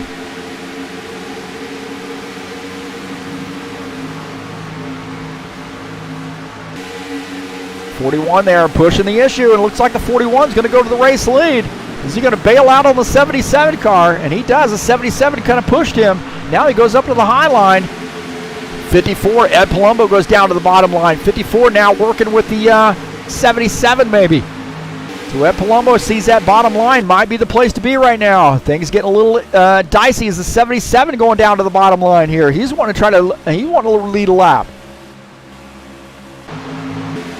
54, Ed Palumbo getting by. These guys are getting racy. This is for the race lead here, man. We got like a 6-car pack here. Racing for the race lead here. Just a little over halfway through. 75 laps in. These guys are racing like it's the last lap. Paul Brown, the race leader now. 54, Ed Palumbo to 2nd. Michael Ware now in the 3rd position. Sean Jacobs, we'll take a look at him. He was leading the race. We got 50 laps to go. He's now back in the 6th position. He's trying to find a partner to work with. Get down to that bottom line, that Parts America Western Auto machine. Trying to pick up some spots. Sean Jacobs. We got a great race here. About this, Artur Vieira and John Stanley having a battle here too. Once we get that fixed camera there pointing down the straights. They're 12 and John Stanley down to the bottom line. Artur Vieira up high. John Stanley, oh man, the 21 and the 12 almost get together. Oh, there's some contact there. John Stanley sliding through the grass. John Stanley sliding through the grass here in that 12 car. Holy smokes, did you see that? There was some contact. Take a look here. John Stanley sliding through the grass after that contact, hanging on to that thing, no caution flag. And he gets this thing straightened back up, but man, he was there was some contact there, I think, between he and maybe Artur Vieira. Take a look here. Oh, that was the 21 car. He and the 21 got together, and he goes sliding through the grass. The 21 looking out of the back of his machine, and you see John Stanley hanging on for dear life. Look at this John Stanley here. Whoa, man, he's trying to hang on to that thing, doing a great job. And no caution flag. Holy smokes. That was a little crazy here. We're going to look ahead at, this is Artur Vieira just a little bit earlier. Looking out the front of Artur Vieira's machine. John Stanley's down on that bottom line, and we're going to see that contact here. Lucas Sinfer in that 21 car and the 12 of John Stanley get together. John Stanley drifts up the track there just a little bit. Luca trying to hang on. John Stanley, a little bit of a kiss right there. Little kiss right there as John Stanley sliding through the grass.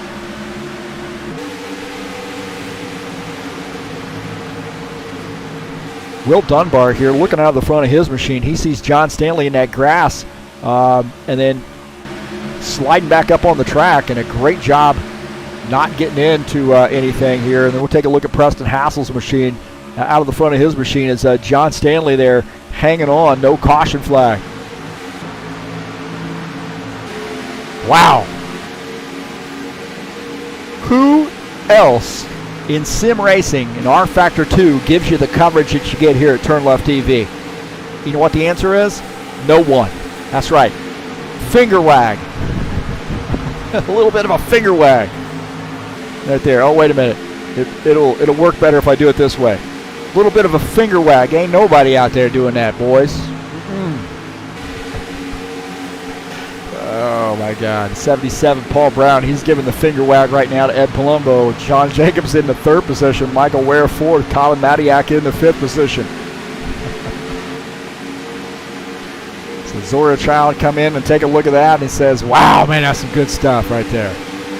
That is some good stuff.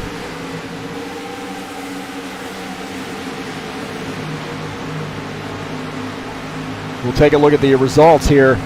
70 laps in, 80 laps in. Paul Brown, the race leader. Ed Palumbo, 2nd. Sean Jacobs, 3rd. Michael Ware, 4th. Colin Matiak, Arthur Vieira, Tim Lansbury, Lawrence Stopworth, Lucas Sinfer, and Reese Kennedy rounding out the top 10. Starting to wind down these laps.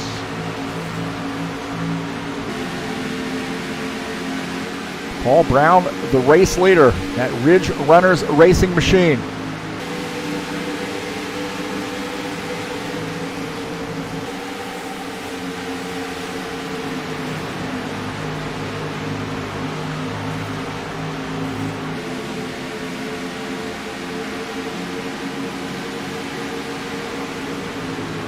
Ed Palumbo, those guys breaking away just a little bit. 77 in the 54, 82 laps in. 77 there, man. I tell you, he's always a factor in these races. There's you really can't count him out unless he has some issue there where he gets caught up in something. He is always a factor, and there's just a lot of practice, a lot of experience racing this sim, and it shows. Take a look at the 24, Sean Jacobs. He's trying to get himself back up front there. He's running in the 3rd position in that high-octane racing league machine.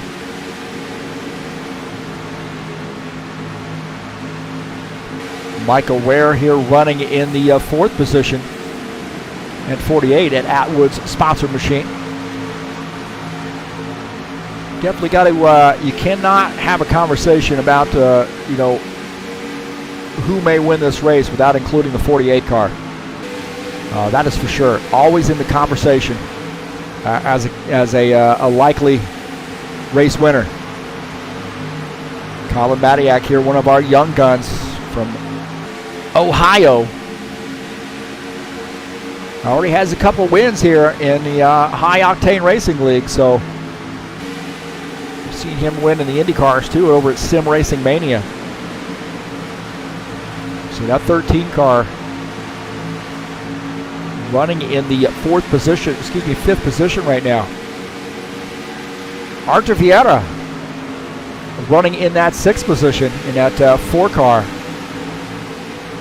Good buddy Arthur Vieira, one of our very talented Brazilian drivers. 82, Tim Lansbury running in the 7th position. That Skyline Chili Ford Mustang. 82, Lucas Sinfer running in the 8th position. That 21 car also got a win here. Got a win last week in the 21 car, so.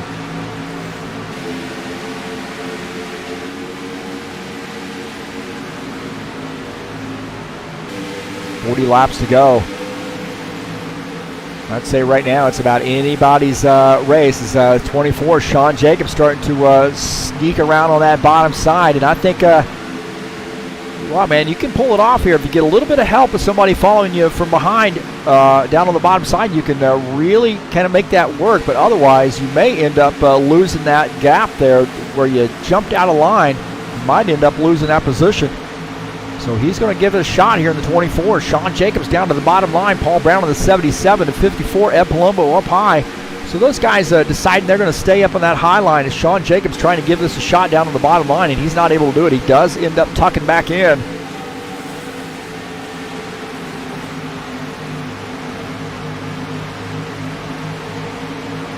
Take a look at Will Dunbar here running in that 11 car. He is in the 11th position right now. That Steve Freeze Memorial paint scheme, throwback scheme. Kind of out there by himself right now, but nonetheless, wanted to have a good showing. He was really excited about this race tonight, and it's about just a little under 10 seconds back. Going to need to get back in the draft here. The 72 of Steve Pierce and the 27 of Preston Hassel running in 12th and 13th. Those guys nose to tail. A couple Mustangs here. Captain Morgan sponsor machine. Steve Pierce in the 72 car. Dan Chu, man, I'll tell you what, he slid through the grass there. He had a little bit of contact with Lauren Stopworth and slid through the grass. Did a great job of hanging on to that thing. Now kind of out there by himself, running in the 14th position. And what he really needs right now is a caution flag. He needs a caution flag to get caught back up. I suspect the way he got track positions doing a two-tire stop. And it was a pretty good, gutsy gamble, but I think now he's going to need a caution flag to get back to the front.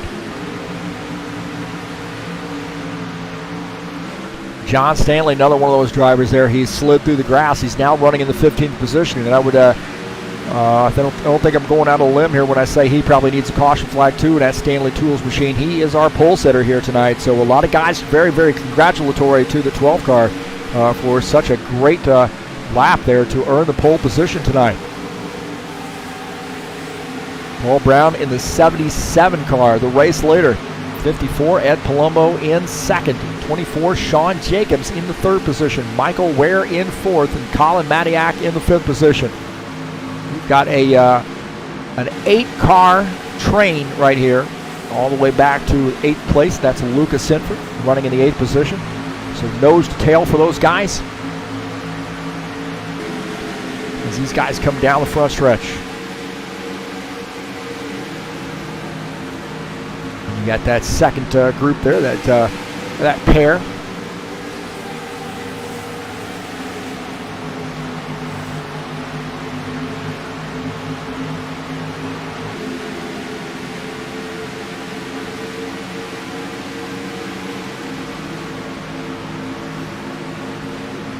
Take a look at Reese Kennedy. He's running with Lauren Stopworth on that second pair there. These guys are in 9th and 10th respectively. Take a look at the 10th place car. Reese Kennedy, a 3X machine tonight. That just means we've got some temporary schemes for those guys that want to come in. Looks like Lauren Stopworth is elected to come down pit lane in that 41 car. But we got some temporary paint schemes for these guys. If they want to come in and jump right in and don't have a car painted up, they can jump right in and get some get at it. So it took some time to paint up some temporary schemes when we jumped out to race HORL as a standalone league again. 77 of Paul Brown, the race leader, is Lauren Stopworth on pit lane as we speak. Taking some service here, maybe a little bit of gamesmanship coming up. I don't know. Lauren Stopworth finishing up that pit stop now, coming back out on track.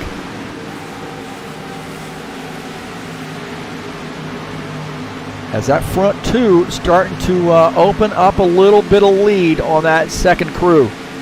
Sean Jacobs heading up that second group, running in the third position.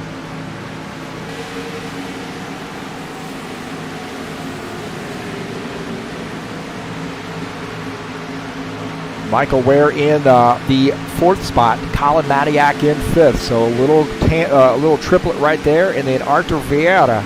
Vieira is running in the sixth position. Tim Lansbury is seventh. Lucas Sinfer kind of back there just a little bit, running in the eighth position. That 21 car.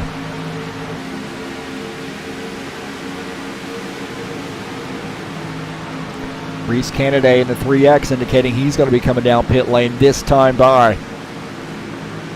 You're 94 laps in, and this might be, I don't know, this might be the last pit stop for these guys. I don't know if they can make it the rest of the way or not. It looks like we're about 31 laps from the finish. I don't think they're going to quite get 31 laps out of there. As you see that 3X coming down pit lane.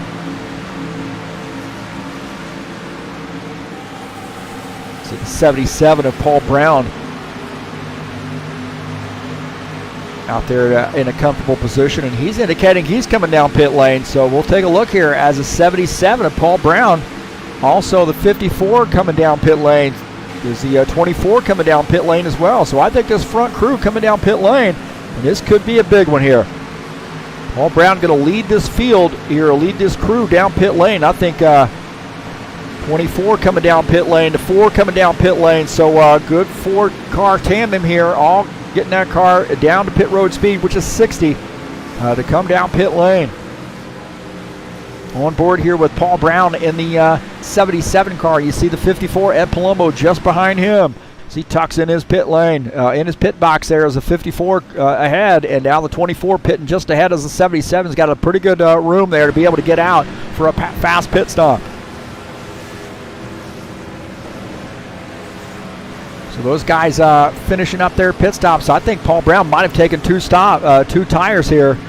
So these rest of this crew coming down pit lane here, and got to be really careful as 82 also pitting. 48 pitting. Colin Matiak also pitting, as you see at Palumbo coming back out on track. And Paul Brown took 2 tires. Sure, that's what he did. He took 2 tires here, and he's gotten out to a pretty sizable lead on these guys. Lucas Sinfer is our race leader here in that 21 car. Is he going to be doing one of those fuel mileage strategy races again in that 21? It worked for him last week. Can he do it again? No, the 21 coming down pit lane. 21 coming down pit lane as Paul Brown will probably assume the race lead.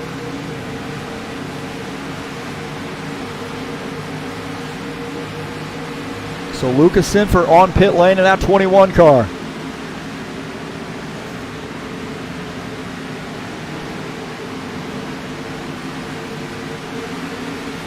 See him taking service. 2 tires, looks like right side tires there for Lucas Sinfer. Is he going to take left side? So he's a 4-tire stop there. Lucas Sinfer changing 4 tires.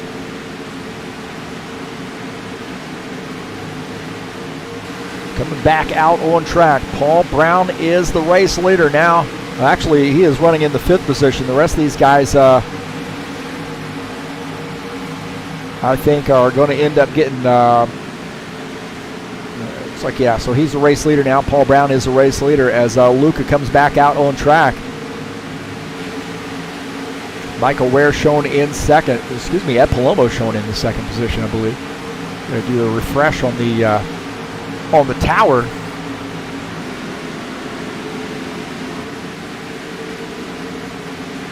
Refresh our overlays there.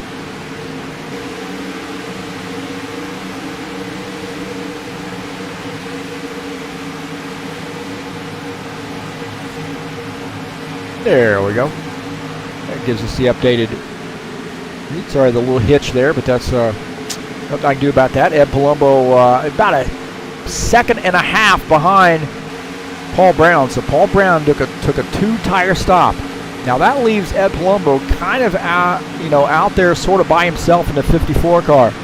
Now he's going to have to try to figure out if that 4-tire stop is going to work out for him. Paul Brown now has John Stanley just in front of him. John Stanley running in the 15th position.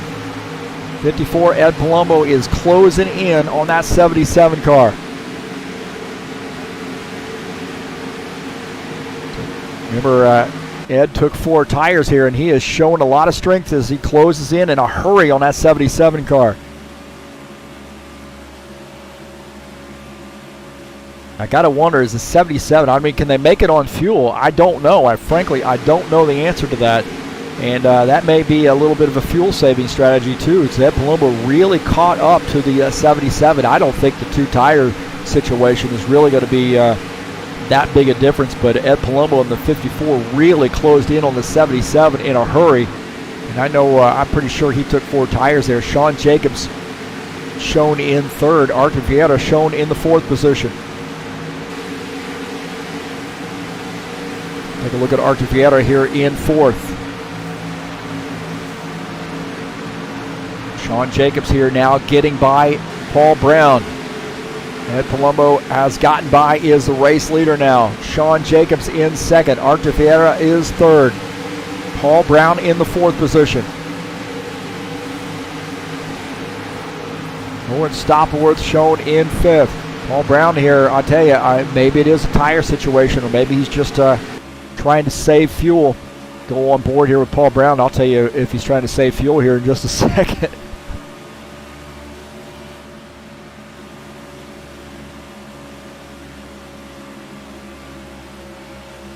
Well, I don't know. I'm going to say no. It didn't seem like he's really trying to save fuel there. And maybe a two-tire stop, not to his liking right now. And Palumbo out front where he wants to be. Sean Jacobs wants to be out front as well, and he dives down to that bottom side. He's going to get any help from the Artur Vieira in the 4 car. Sean Jacobs in the 24 going to use a little bit of muscle here to get around that 54 car. So Sean Jacobs gets around the 54, but the 54 says, hey, buddy, I'm going to return the favor down on the bottom line. Ed Palumbo wants that lead, so swapping that back. Wow. A couple teammates there racing hard with each other. Sean Jacobs here in that 50 or that 24 down on the bottom side, and watch this, man. This is a can opener right here. Look at this, trying to squeeze in. Oh, right there, trying to squeeze in on that 54. And the 54 says, hey, heck with you, man. I'm going to go down to the bottom side. Did you give him the bird on the way by? You might have. Little mellow yellow middle finger there on the way by. Oh, boy. 41, Lauren Stopworth, and 21, Lucas Sinford now catching up to that 77 car. As the 41 goes down to the bottom side, 21 also followed him through. Now picking up that spot is Paul Brown here, falling back. Not sure what's going on with Paul Brown, other than maybe a two-tire stop. Colin Maniac gets by as well in that 13 car.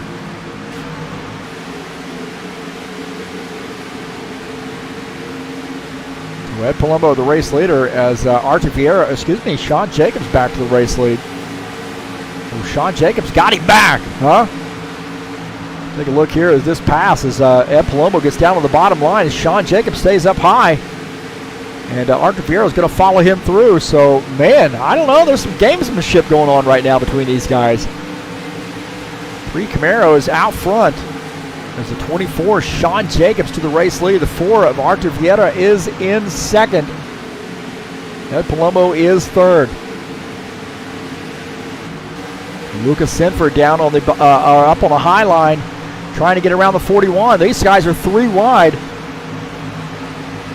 3 wide as the 41 and the 21 battling for position. 21 gets that spot. Colin Maniac in this mix as well. John Stanley and Steve Pierce racing for position. John Stanley in 12 car 72. Steve Pierce in that Captain Morgan sponsored Ford. As those guys getting after it. 54, Ed Palumbo up high. Going back up to that second position. Sean Jacobs to the race leader. 54, Ed Palumbo, you know he's going to make a run at it. You're 107 laps in, and we're starting to wind this race down. Who is going to be the 2020 Steve Freeze Memorial Race champion? We're winding it down, boys and girls. Sean Jacobs, the race leader, and we're starting to roll up on some lap traffic here as the 24, Sean Jacobs, leading the field, but starting to roll up on some lap traffic now. Steve Pearson at Captain Morgan, number 72, just ahead as Sean Jacobs wanting to get around him, maybe put some distance between he and Ed Palumbo. Looking out of the back of Sean Jacobs' machine at the 54 of Ed Palumbo in that mellow yellow Camaro, and he gets around the 72. Sean Jacobs. Ed Palumbo now down on the bottom line here, trying to follow him through. Don't forget about Artur Vieira, always a threat to win. Artur Vieira here down on the inside as Sean Jacobs goes down to the inside. Now, Sean Jacobs warned these guys. He said, man, I feel a lot more comfortable down on the inside line here. I'm just warning you.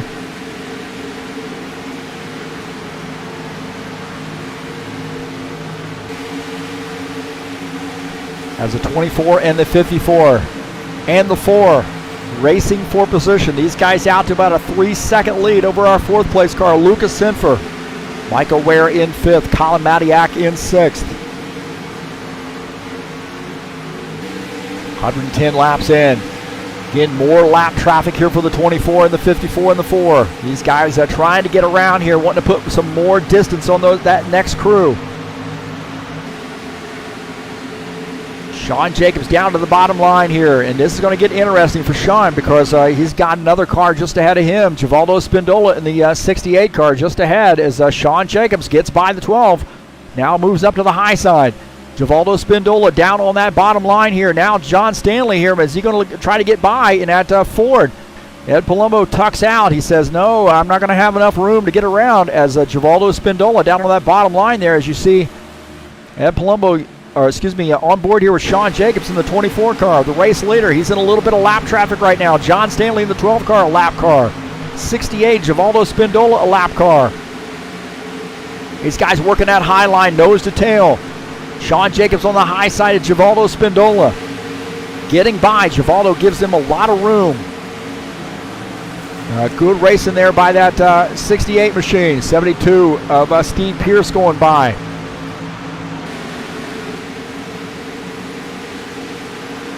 John Stanley in this mix. Now John Stanley running in the 13th position. He has given that 24 car a little bit of a shove there. 54, Ed Palumbo. Oh, man, they're by the middle, a little bit of contact between he and the 12 car. 54 and the 12 might have made a little bit of contact. Not sure. The the 14 of Artur Vieira now gets by. So now we got 1, 2, 3 past the lap traffic. The 12 car could be a little bit of a spoiler here. As the 24, Sean Jacobs wind down this race.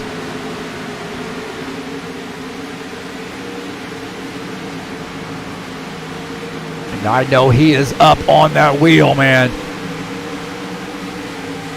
As Sean Jacobs in that Western Auto sponsor machine leading the field. 54, Ed Palumbo in that mellow yellow machine in second. Artur Vieira in the 3rd position. John Stanley 4th in line, shown in the 13th position.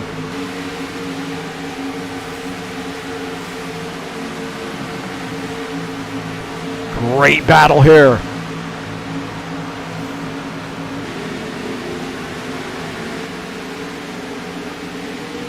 Look at this, man. I'll tell you what, that's side-by-side view here. We've got uncle and nephew racing for position. Preston Hassel and Will Dunbar racing for position.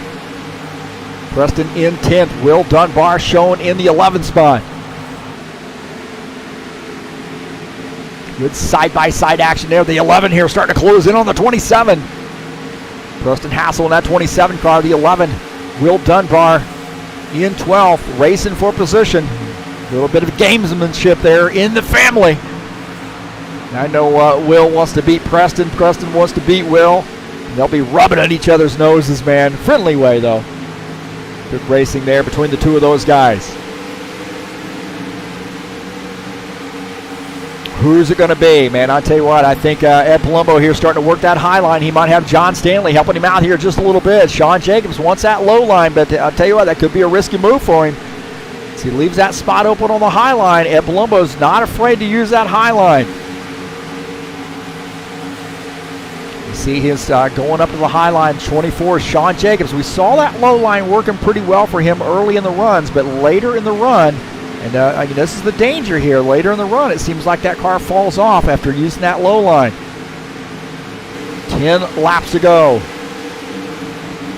The three-way battle here. Artur Vieira diving down to the inside line. Artur Vieira here's looking on the inside. No can do.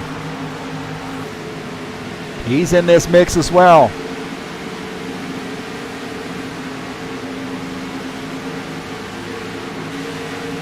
That second crew, man, they can't figure that out either. These guys still racing for position. The 77, the 21.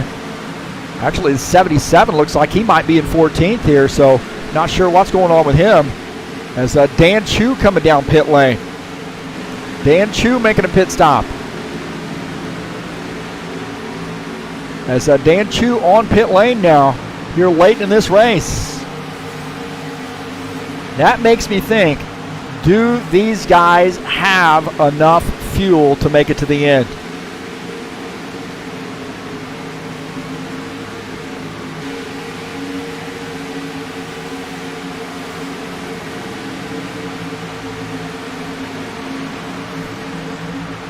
Indicating that they do have enough fuel to make it to the end.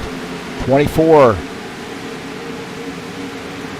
Sean Jacobs, Johnstown, Pennsylvania native, racing New York native. 54 of Ed Palumbo. These guys have been racing for years, man. About 15 years worth of racing side by side with these two. These guys are good friends, same team. Arthur Vieira, one of our gutsy, talented Brazilian drivers, great friend in this mix as well. This would be a big win for him. A lot of championships right now between the three of those guys. And I'll tell you what, man, Arthur Vieira, they're starting to fall back just a little bit from these two guys. About half a second back, so do not want to lose. Maybe he's trying to get a run on these guys. Again, a lot of championships for him.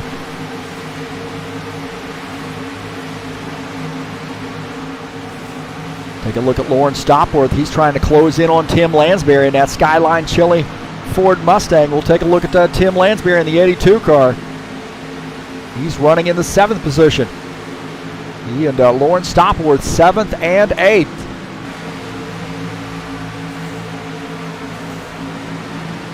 Michael Ware in the 48 car running in the 6th position. He's on the tail end of that little second crew. They've sort of spread out just a little bit. Colin Matiak in the 13 car running in the 5th spot. Lucas Simfer sort of left those guys, so he's broken away from those guys. He is running in the 4th spot, but the problem is he doesn't really have anybody to work with right now. But so he's about 3 seconds, a little over 3 seconds back. And I'll tell you what, man, the 24 and the 54 are starting to open up a little bit of gap here on Arthur Vieira. Almost a second gap there on our 3rd place car. So it looks like it might be a 2-car battle for the race win. 5 laps to go. Sean Jacobs, Ed Palumbo, old guard HORL drivers here battling for a win here in the Steve Freeze Memorial 250. 1 caution flag here tonight. And that's been the story of this race series. You know, there's been a lot of criticism for High Octane Racing League when we broke away. And 54 there starting to put a little pressure on that 24. A lot of criticism in that for that decision to break away. And I think the race results speak for themselves. The number of drivers here speaks for itself. 24, Sean Jacobs down to the bottom line. And 54 sticking with that high line.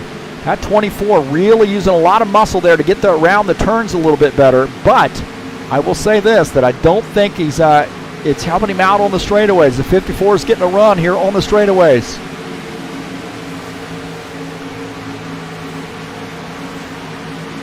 '77, Paul Brown could be the spoiler here. Paul Brown running in the 12th position. He is 1 lap down. He could be a spoiler. Who's he going to help? That's the question. Is he going to help somebody? Is he going to try to get around these guys? He wants a caution flag because he wants back on the lead lap. 24, Sean Jacobs, the race leader. 123 laps in. Ed Palumbo in 2nd. Paul Brown 3rd in line, shown in the 12th position. Now, personally, I would say let these guys race it out. I don't want to be responsible for changing the outcome of the race.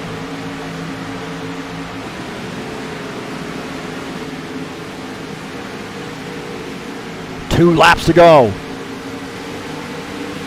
These guys starting to figure it out here. Where's the 24 car going to go? Is he going to go down to that bottom line here through the turn? Yes, he is. 54, Ed Palumbo up high. He's going to get a little bit of a run here coming off the turn. And I'll tell you what, man, these guys both want this badly. They're not going to wreck each other, that's for sure. But they want this race badly. This is the Steve Freeze Memorial 250. This is a big, big race. Sean Jacobs, the race leader, down the front stretch. Cross the start-finish line. We'll have 1 lap to go. Sean Jacobs, the race leader. Ed Palumbo in tow.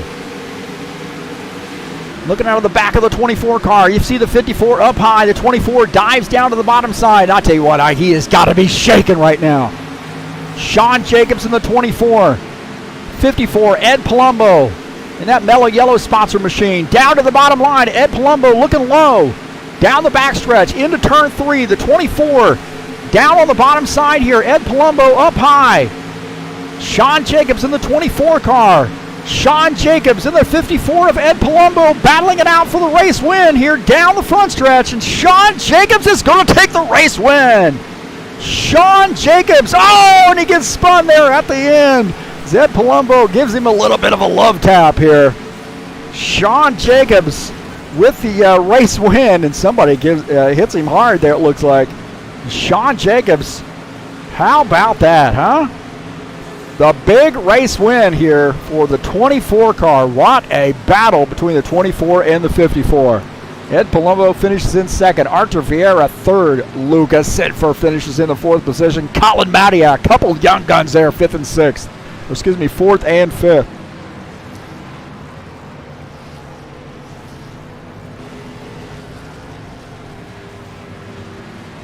'24 of Sean Jacobs getting the race win. And I'll tell you what, I am going to have to tell you right now, he's not going to be able to contain himself when he gets to victory lane. So Sean Jacobs getting the race win here.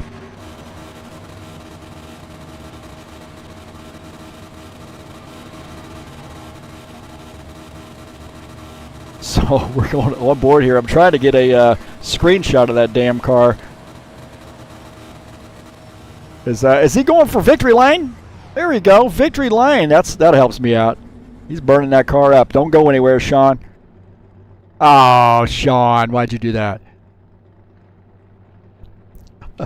How about that? Sean Jacobs getting that race win. That is a big one there for him. My heavens, man. That was a great, great race. We'll take a look at the session results here as Sean Jacobs wins this race. Ed Palumbo finishes in second. Arthur Vieira finishes in the third position. Lucas Sinfer finishes in fourth. Colin Madiak is the fifth position. Michael Ware finishes in sixth. Tim Lansbury seventh. Lawrence Stopworth finishes in the eighth position. Reese Canaday ninth. Preston Hassel finishes in the 10th position.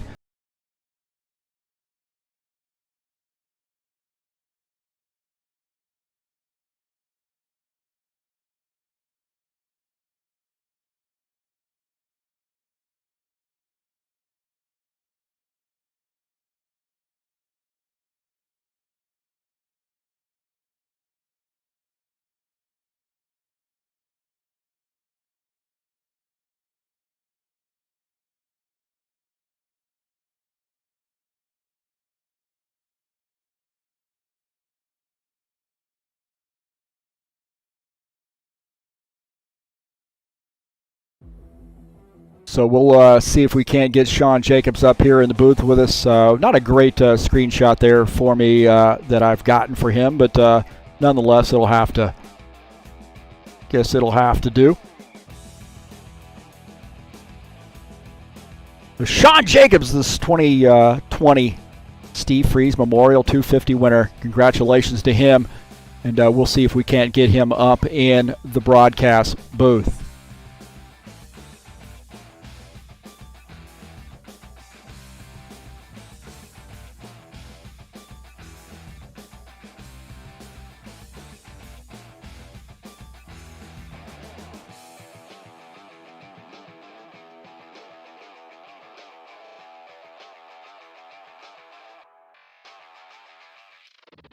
All right, we got the race winner up here, Sean Jacobs. And I tell you what, man, I had to think that those last 5-10 laps, you had to be shaking. Yeah, I kind of looked in my rearview mirror and I seen Paul sneak right up behind Ed, and I'm like, oh man, they're going to shoot right past me if they get that draft on me. So I was just kind of biding my time and hoping that wouldn't happen. So like I said, my tires were getting down to where they're really worn, and it seems like I had to go to the low side to have it stick, because if I had stayed to the high side, I was going to hit that wall. Well, it really looked like that first run you were really going down to that bottom side, and you really couldn't get something going there. But later in the run, it seemed to start working out for you. You got a good track position, but they kind of fell back a little bit.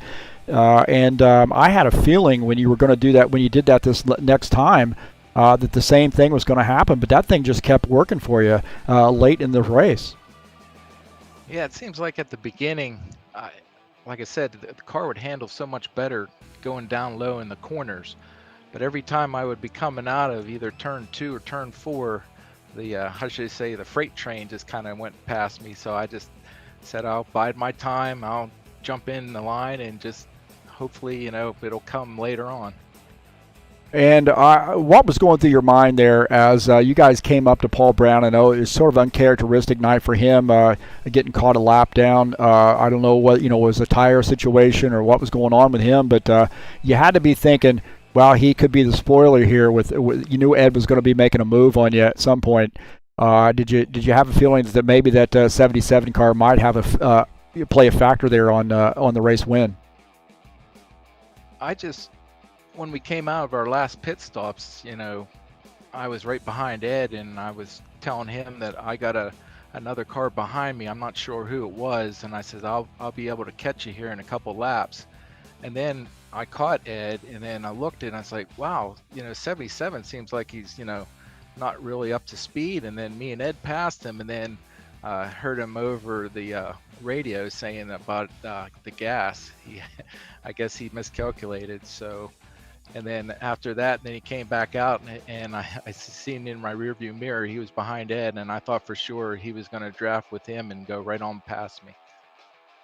Well, man, this race right here has, if you have to win any race at a high octane racing league, I would argue that this has got to be the race for you.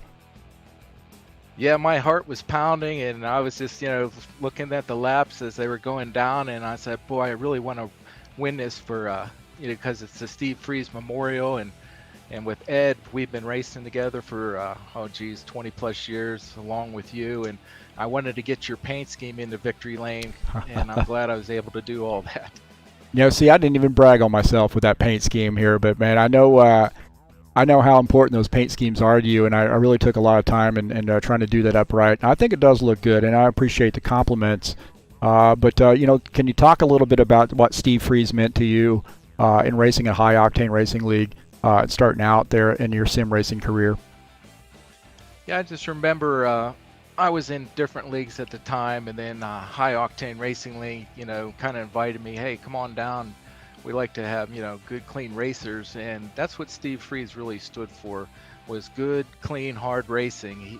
He basically always, told me, he says, hey, however you want to be raced, you race that other person. So when it comes to, that time that he's coming around you or whatever, he's going to respect you because you raced him clean. And that's what he always, preached about. And I always took that to heart, that, I don't care if I win a lot of races. I just want to be known that I'm a good, clean driver, and I'm invited to, any invitationals just because I am that good, clean driver. Well, I think he would definitely be proud with the show that you guys put on tonight, and in honor of him. And I'm very proud. I was so nervous coming into tonight, but man, I am so pleased. We had one caution flag and just some fantastic racing tonight. Yeah, it was very, very good racing out there. It was just, like I said, everybody was give and take, and even when, we went 3 wide, we made sure that, we stayed in our lines, and everything just worked out. It was just a really good night to be racing tonight. Well, if you don't mind, I'm going to bring the other HORL guys up here in the booth with us and see what they, kind of get their reflections if you got a little time. Sure. All right, give me a moment here.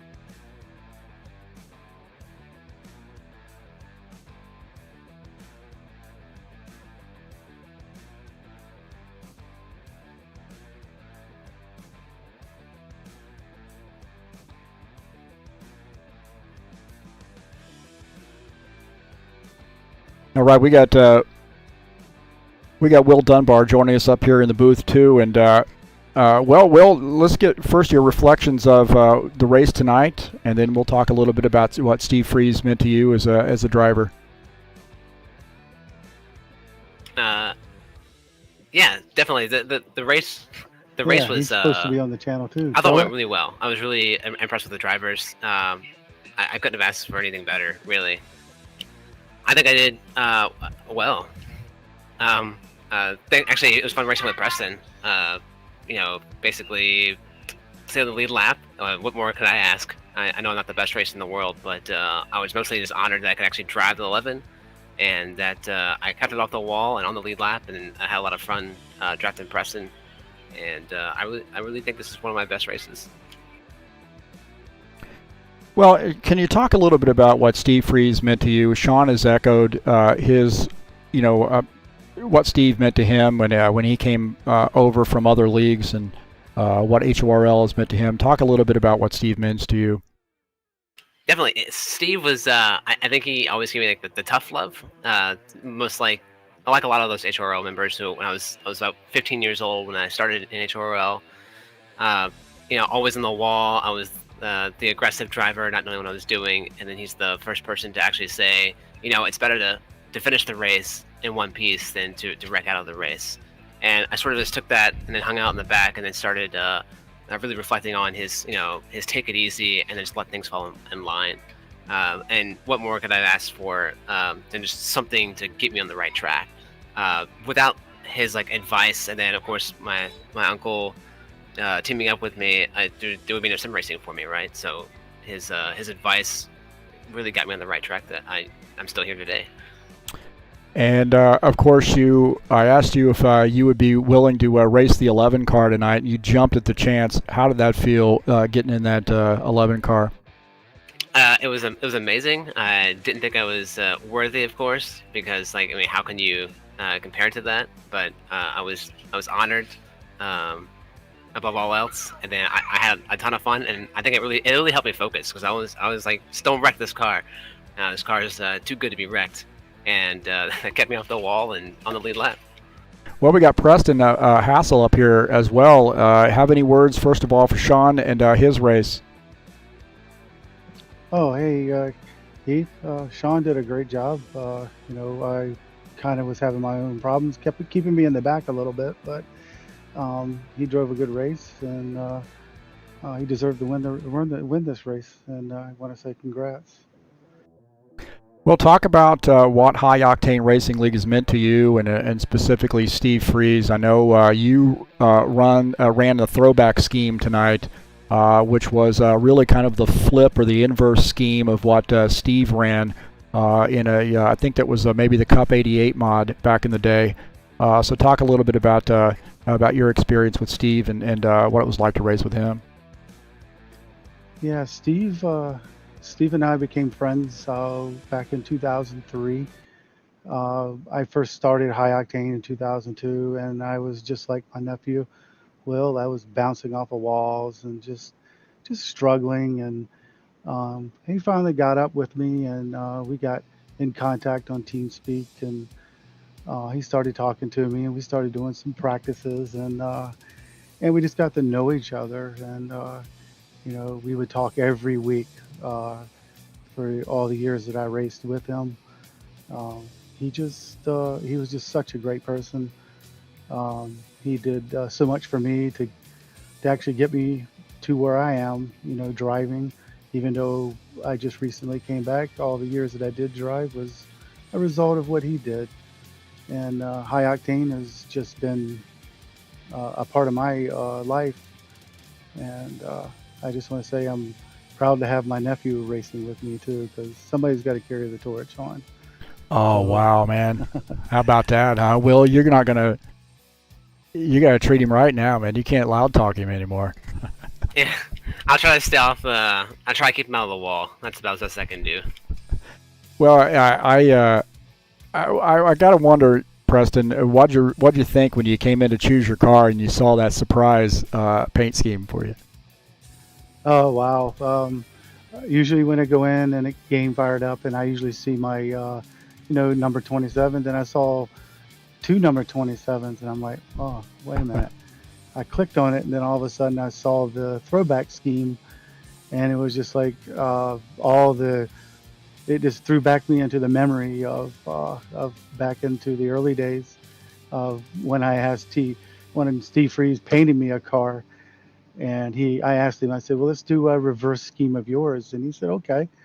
So it was a privilege to run that again, and I give a shout out to you, Heath, for making that happen.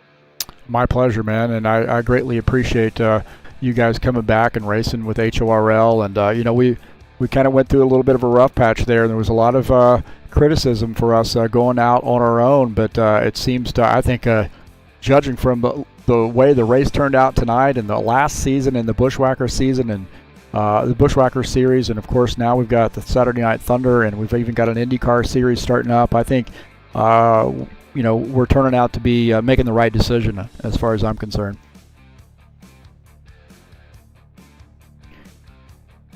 Well, hey, congratulations, Sean, on a big race win, and we've got what do we got coming up next week? Heck, I don't even know. Oh, we're going to be at Richmond next week. What do you guys feel about that track? Coach, go ahead, Sean. Short tracks are not my forte, but I'll try to make the most of it. I just like the super speedways with this mod. It's tough. I always like the super speedways. I like the cookie cutter tracks, but Richmond ain't too bad to run in, where you can get a little bit speed there before you hit the corners and that. But I'm just hoping I can get some practice and hopefully make a good showing. Well, Will, what do you think about Richmond? Have you been on that track? Yeah, I've done a couple of laps, mostly in practice. Me being one of the more inexperienced racers, I'll probably have a bit tougher time, but lots of experience around here, and I just follow the leader when it comes to that. I think I'll do. I think it'll be a lot of fun. Every track to me is a new experience. So. Well, Preston, I know you're kind of new back into this, but definitely an old guard there, HORL guy, and I'm certainly you've been on Richmond before and know a little bit about that D-shaped oval. Oh, yes. I know it very well. I've actually visited the track many a time. And actually, my nephew and I are native to Virginia, so it would be like a hometown track for both of us. Well, good luck to you guys next week, and what a great race tonight. One caution flag, 250 laps, or 250 miles, 125 laps. And as tight as the racing was, too. Great job. Yeah, thanks, Heath, and thanks for, keeping us organized and setting all this up and doing all the admin work. I know we're all appreciative of it, and it's a ton of fun for us. I'm just looking forward to it. Yeah, thanks, Heath, for all the time that you put in to get the broadcasts ready, and you put on a heck of a show. I always go up on my TV and I watch it on YouTube, and I show all my family, and they really like watching it. And I just want to give a shout out to Steve Freeze again. I know he was always a good influence on me, for being a clean driver, but he always used to make his own PCs, and since I'm kind of like a PC guru myself, I always got a lot of good tips off of him when I went to go build my own. Well, he maybe had a little bit of influence on Will, too, because he's a little bit of a computer guru. And then, wait a minute, Preston, don't you build your own PCs as well? I do. Go AMD. Oh, boy. All right. Oh, boy, here we go. So I got 3 AMD guys in here, and I'm a NVIDIA guy. Oh, boy. Or Intel guy. Well, hey, guys, thanks so much for coming up here and joining me in the booth, and all that you do for supporting High Octane Racing League. Will, especially you with the providing the servers and so forth and all the technical expertise. We would certainly not be where we are right now without your help. And Sean, all your support. We've been racing a long time, man. And Preston, getting back into it, I'm so thankful that I contacted you, and you were just at the right time wanting to get back into racing too. So it means a lot to me that you guys are here. Thank you, Heath. Yeah, Yeah, it's thanks, Heath. it means lots to me to be back and able to just contribute, just like everyone else. So, I'm looking forward to many more years, and when I have to carry the torch and lead all the laps and win all the races, I mean, I guess that's what I'll do. All right, man. It's really nice to see Preston again. I haven't seen him for ages, and it's almost like a reunion. True. That's It awesome. is, and I'm really appreciative of all of you guys. And I just like to shout out to Heath again and everybody that admins, because there's so much behind the scenes that people don't see. And actually, it's not as easy as it looks to actually sit behind this wheel and drive for an hour and a half. This 125 laps was tiresome. My arms are tired, and I'm pretty sure a few other people feel that way. Well, I know if you had a different wheel and pedals, now I got a link for you, it would be a lot easier. Yes, I know. I think you might have heard I think my throttle was kicking out a little bit. Yep, yeah, definitely. I will definitely be contacting you later this weekend and get you set up. 10-4, buddy. All right, guys. You have a good night, and good luck next week at Richmond. Thanks, Heath. Thank you. Thank you.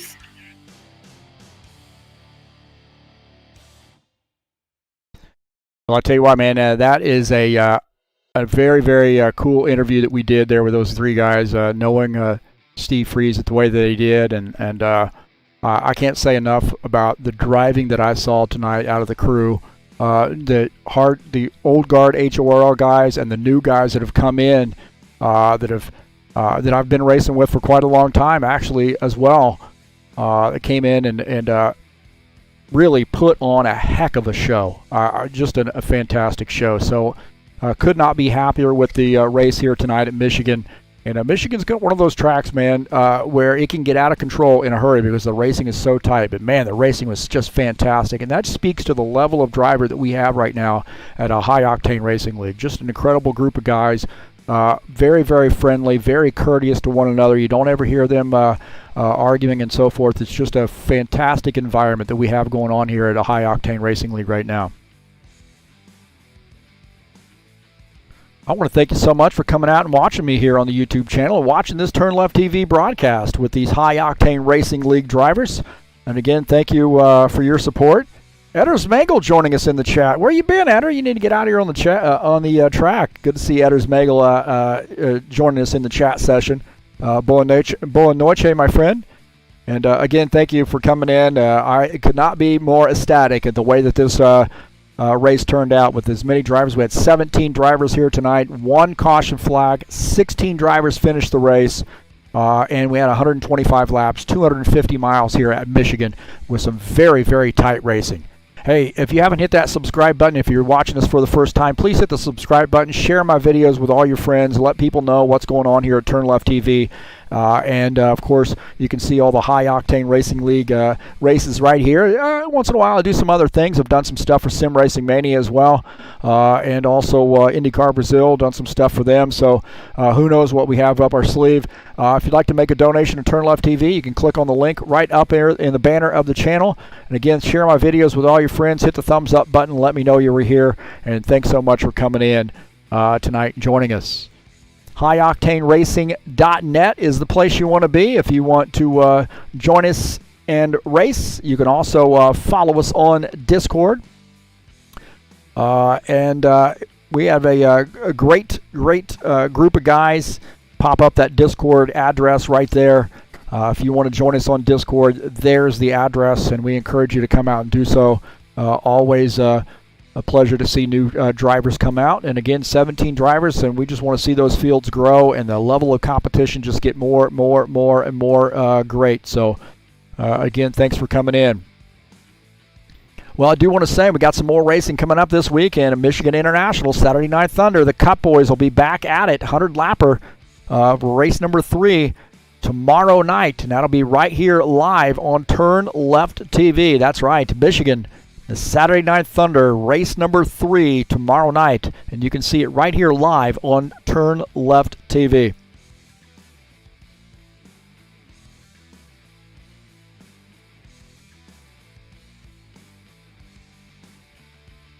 I also want to say what else we got coming up on September the 19th, race number 1 in the High Octane Racing League IndyCar Series.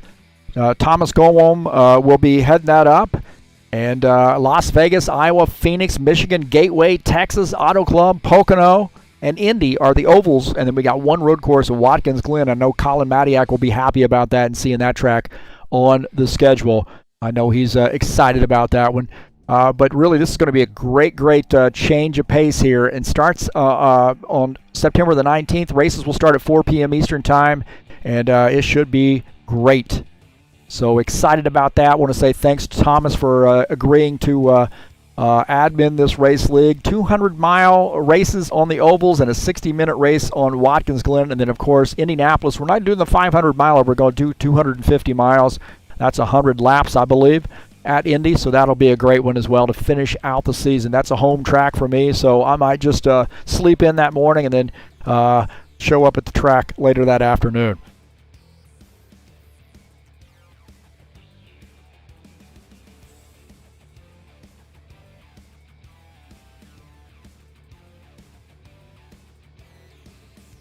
Well, I want to say congratulations again to Sean Jacobs on that big race win here at the Steve Freeze Memorial 250. The 2020 winner, the champion, Sean Jacobs, man. He had the strategy down right, man. Get that car down low, get it up front, and keep it up front. And he did a great job, man. Drove a heck of a race, and this is going to be one he remembers for a long, long time. Good to see that victory go into the hands of the 24. And Ed Palumbo raced him clean, raced a great race, and congratulations to him on a great second-place finish there. Runner-up is never anything to be ashamed of, so he did a great job.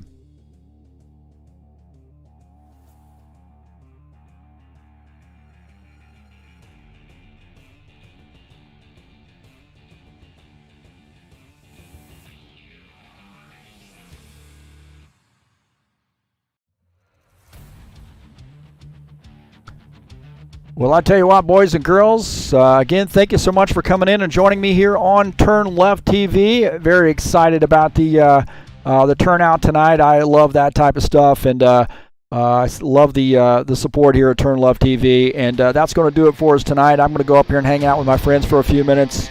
In the meantime, I'm out of here.